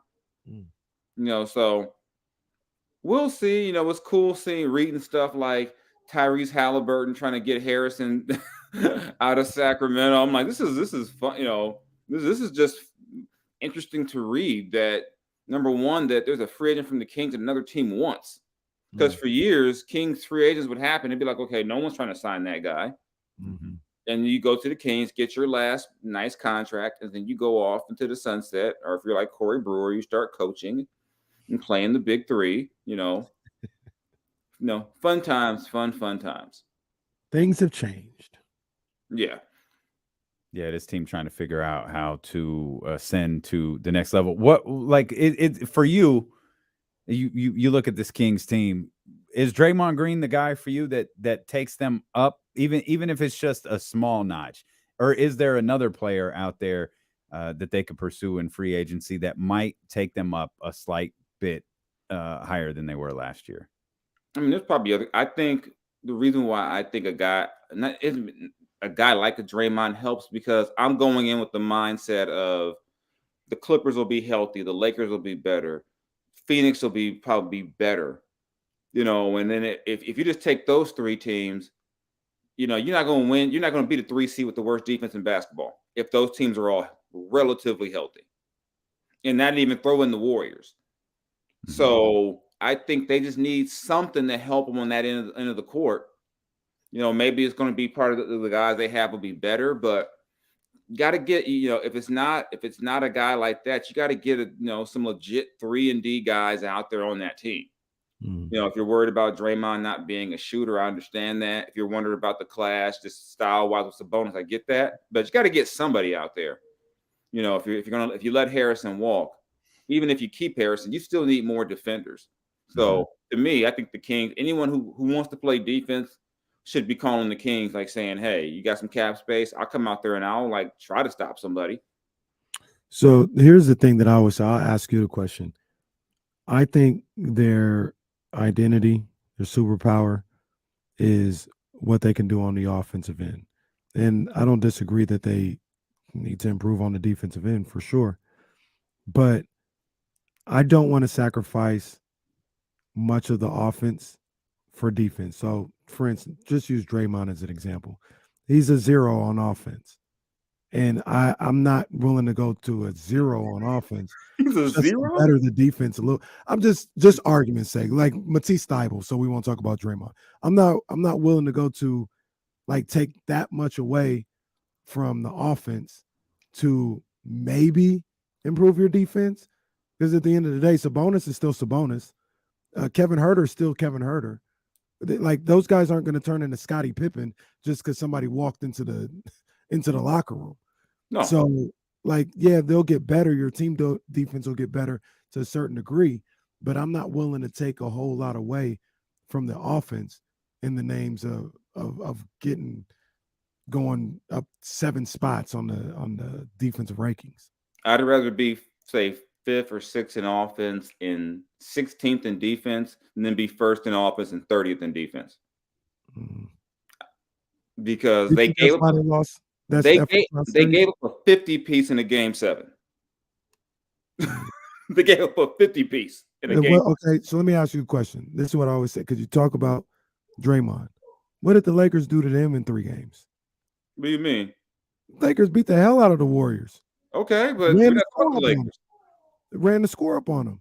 Okay. So, like, bringing in Draymond isn't going to make you this defensive juggernaut in the playoffs. Oh yeah, but the Kings don't have Anthony Davis either. I mean, I don't know. No, I don't I'm see telling you, I like, don't see the parallel because they're 2 different teams. The Lakers were also a much better defensive team. No. What I'm saying is Draymond was on the Warriors. He's this great defensive juggernaut, and the Lakers ran them out of the gym. So, like, how would that be any different getting Draymond on the Kings? I'm not saying that's the only player you add either.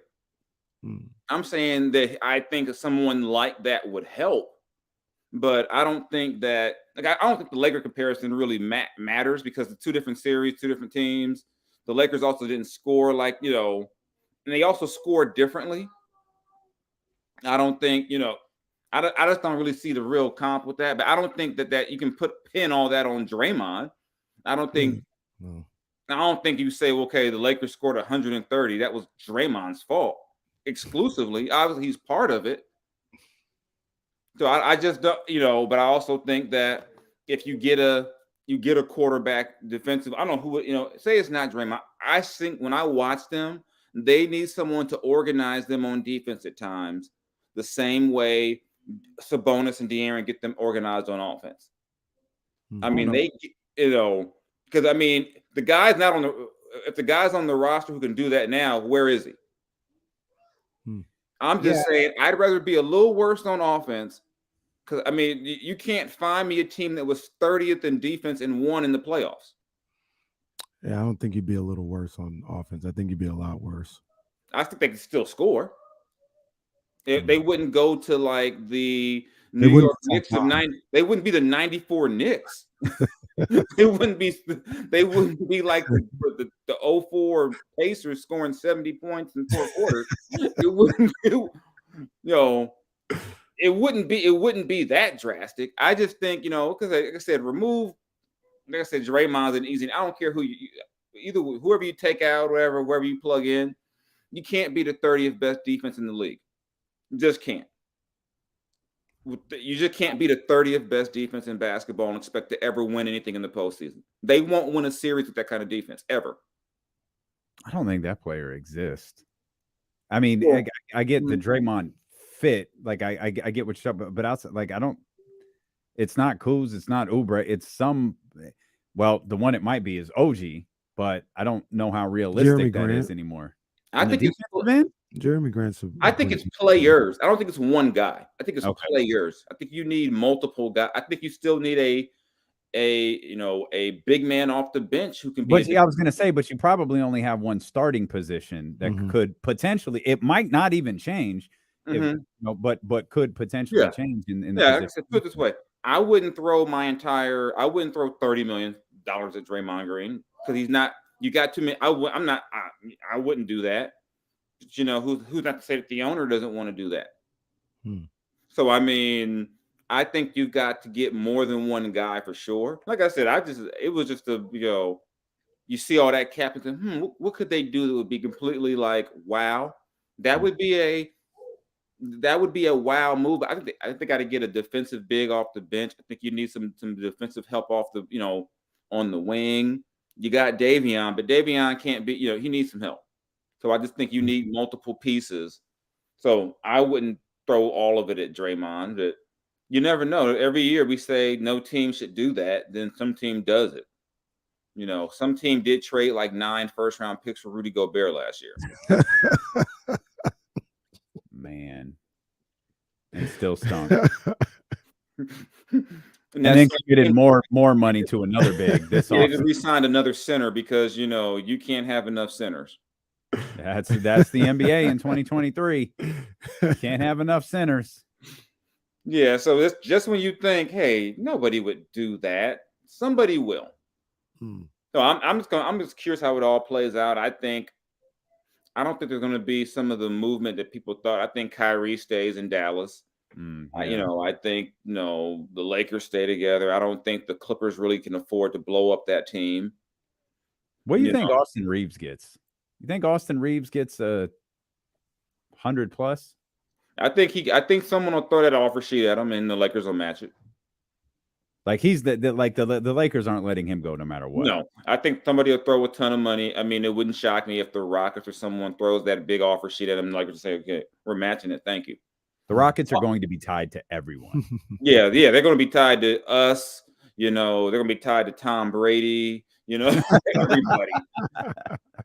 And then in the end, they'll bring back all those teenagers they have on the team, and hopefully they'll try to get what was the new name, Fred VanVleet, tied to them. Dylan Brooks. Yeah, everyone. They got the money, but I mean that they're gonna probably have to unload a couple of those young guys. They got like a bunch of guys who all play the same position. Right. So yeah, they're gonna get talked about because they got cap space and they got young players they can move. So this is gonna be. I think some of the big names made that move, and then there's always going to be that one surprise move. I don't know what it'll be. I think John Collins getting traded, for extra set of basketball racks and the corpse of Rudy Gobert.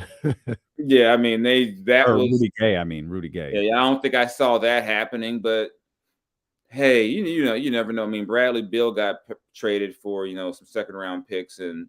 What used to be Chris Paul, and then hey, leave Chris Paul alone. Do you think the Warriors got better? I think they got older and smaller. And I understand the whole thing, everything, the ideal situation, everyone's healthy, but Chris Paul's games played have declined every year for a few years. And Steph, as great as he is, he hasn't exactly been durable the last few years.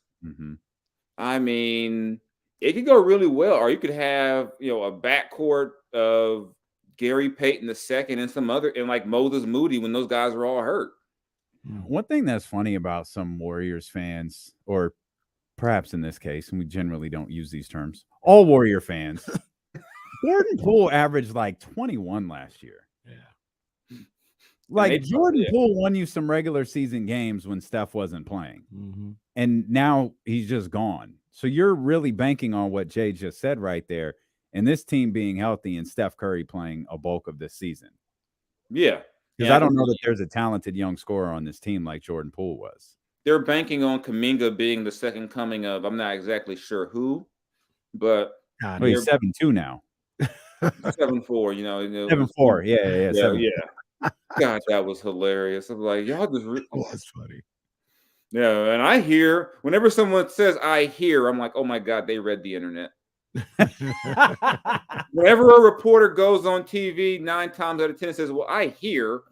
Oh, you read on Twitter. I heard Cade Cunningham's not looking too well. I hear. Because I mean, how many folks have was it Ball Sack Sports? How many people have they gotten? Oh, they didn't get me. It wasn't them. I didn't see it from them. They got your boy. I didn't see it from them. They got your boy. Yeah, I don't even think that was Ball Sack. I think that was Butt Crack Sports. Sorry, Bruce. I'm always on the lookout for their little tweets. I didn't see it from them. Okay. Somebody got it from somebody else. Yeah, I mean, yeah. John Kuminga, that got me.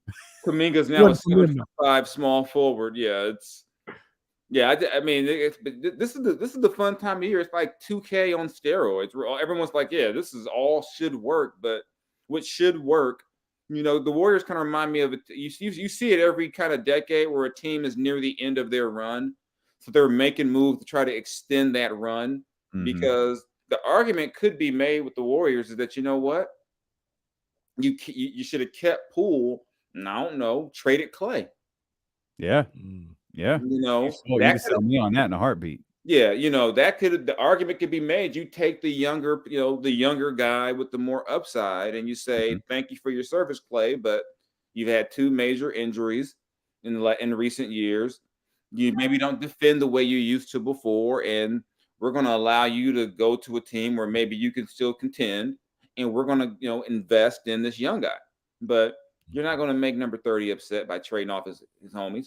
Yeah, Joe Lacob, I think more than anybody is keeping this. He's got a basketball team of nostalgia right now. I don't think the Warriors are bad, by the way. I don't think they're missing the play-in. I think have the ability to compete for top 6. Like I don't think Lacob is trashing this team by paying these guys and keeping them around. But I also don't think he's trying to improve this team either. I think this team is to do it. And I think you're going to run this thing back until you can't run it back anymore. Yep. And I think what hurts the Warriors is that in the big picture is that if Kuminga or Moody isn't a star, you had 3 lottery picks. And so all that time when Steph was hurt and the team was terrible, basically Wiseman became GP2 again. I don't think you'll see the effects of all that till when Steph is retired and you realize, man, they had a number 2 pick, and maybe they could have had a LaMelo Ball in the wings, and they don't.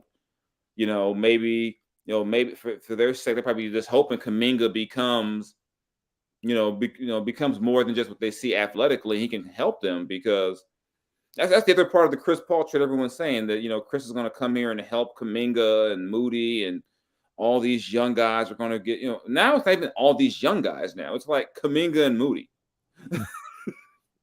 He's going to help elevate them. I'm like, if Chris is healthy, he will.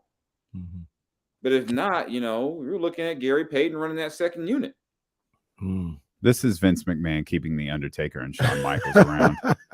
It's like, guys, you don't serve a purpose here anymore, but we'll throw you in one of the Crown Jewel shows and keep it moving. We put your name on the banner, and we do a preseason tour in China and Japan. We're going to pack the stadium because you're still on this roster, but we get back home, we really don't want to play you. But we have to. Yeah. Because we let our good young talent go. Yeah. We went off to AEW.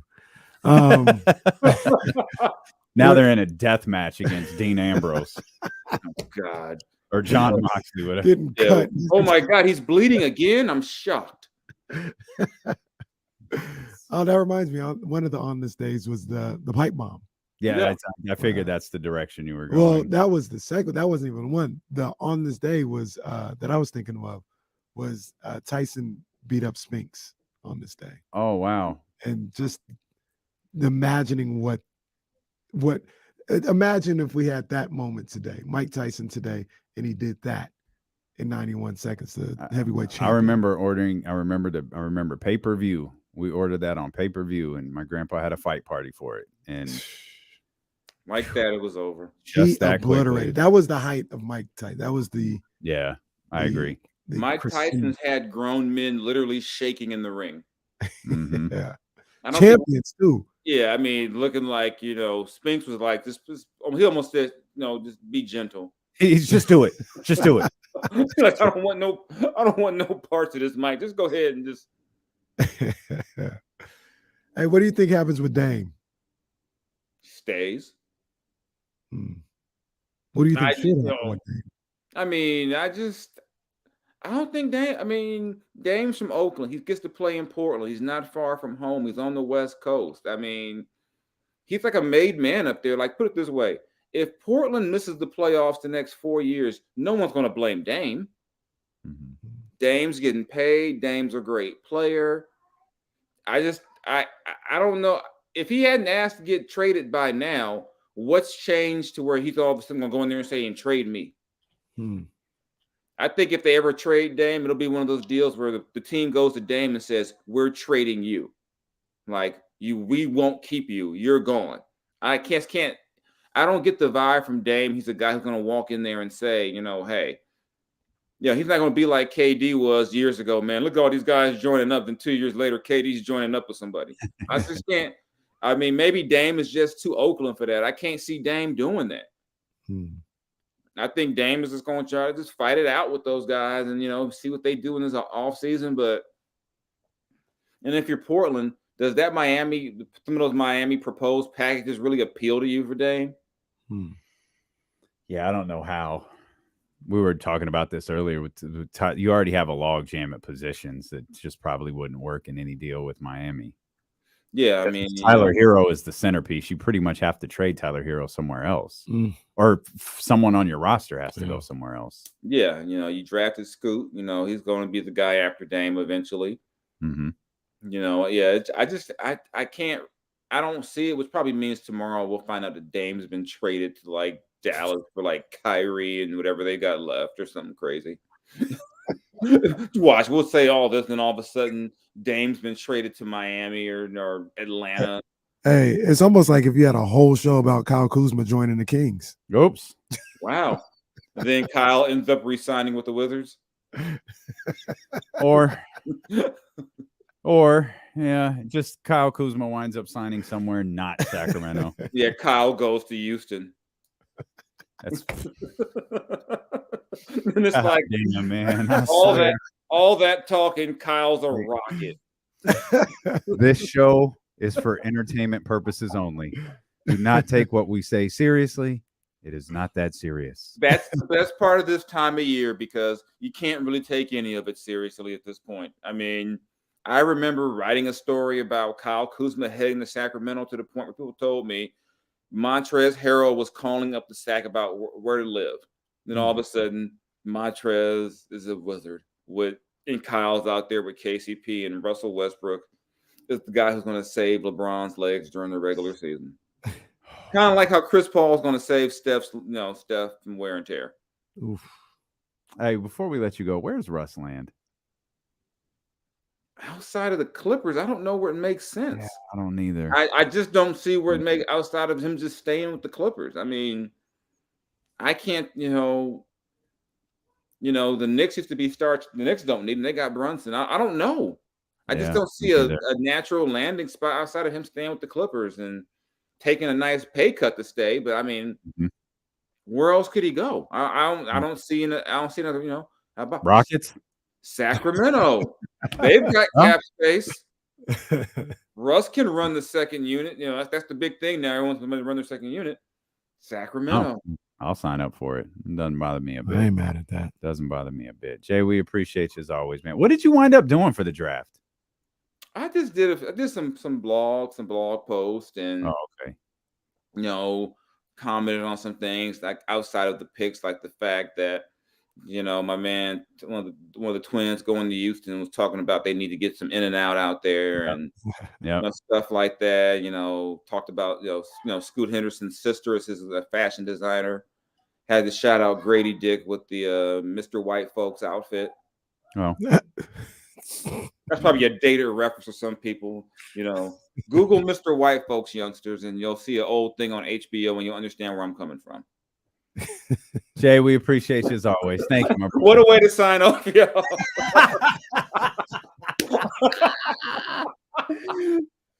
Jason Jones tells you to go Google Mr. White, folks. That's the way it is. All right, y'all.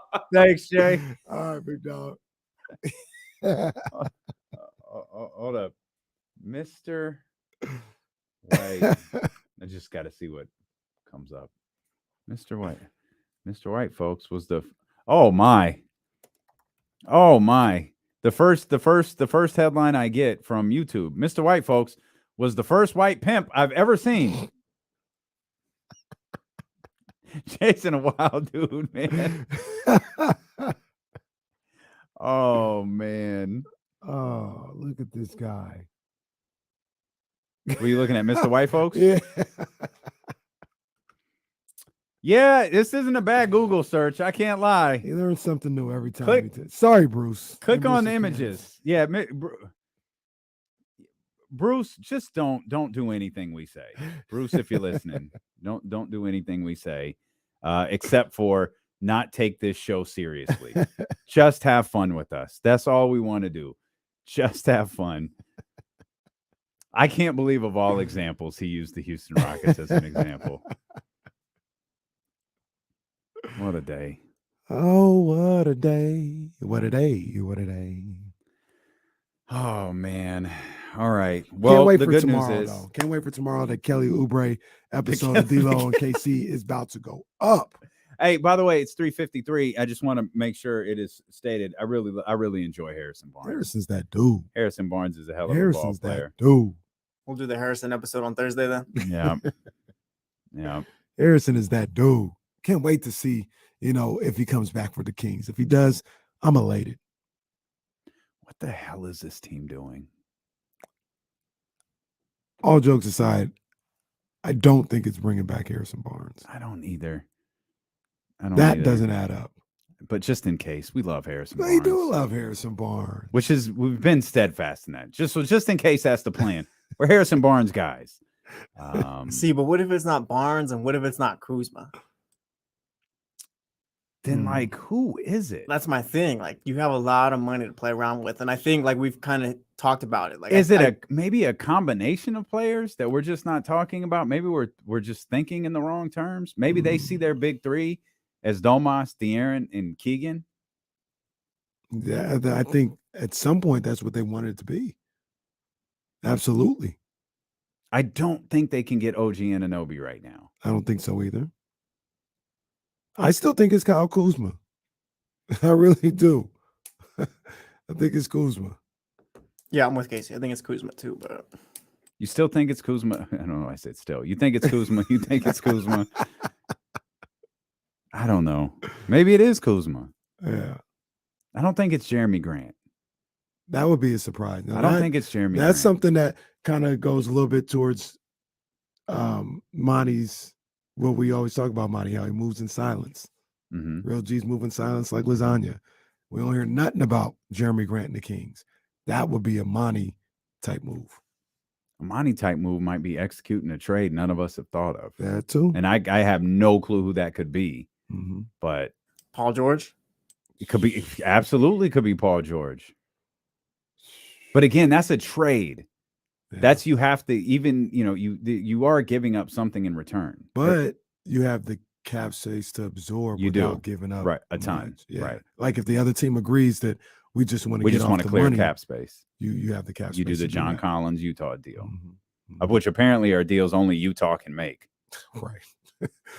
Right. Somehow Utah has been involved in some of the most ridiculous trades in the last handful of months. Be back tomorrow because who knows what'll happen between now and then. If you're listening on ESPN 1320, the Odyssey app, we're going to run it back next year on Sacramento Sports Leader, ESPN 1320. Go Giants. I'm about to start blocking people. Just start blocking phone numbers. Like, don't do this anymore. Don't do this. Oh, man. Appreciate you, Aldrin J. Buddy Hill reunion in Sacramento. Oh, jeez. Oh, man. Tomorrow we need to talk about the worst move Monty can make. What's the worst thing Monty could do? Buddy Hill to Sacramento. Shavano, the return. Come in like Swiss Beats. You know who it is. It's me, bitches. Oh, man. This was a wild back-to-back shows we did between Corners of the Culture and this radio show. Katrina, I really wanted to come out to Charlene's. I got a baseball game I got to coach today. Else I would be out there. Depending on, I might try and swing by because that's in Elk Grove too, like where my game is. I might try and like pop my head in to see if they're still hanging out afterwards. But yeah, I won't be able to be there for the show, I don't think. Yeah, he said it's only going an hour. Mm-hmm. Shit, it'd take me an hour to get there. For real. All right, man. Let's get out of here. Oh, there you go. Marvin Bagley is back. Oh man. Can you imagine the reveal being Big Marv throwing a Kings jersey on? Oh man. It was me all along. Austin. It was me, Austin. It was me all along, Austin. All right, man. Appreciate you guys. Thanks for making this day fun. Shout out to all 2,100 plus who tapped in at some point today. Make sure you hit the thumbs up before you go. Go to ksfm.com. God damn, man. Go to ESPN1320.com. All right, you know what? Forget it. Do whatever the hell you want to. Do whatever the hell you want to. We're leaving.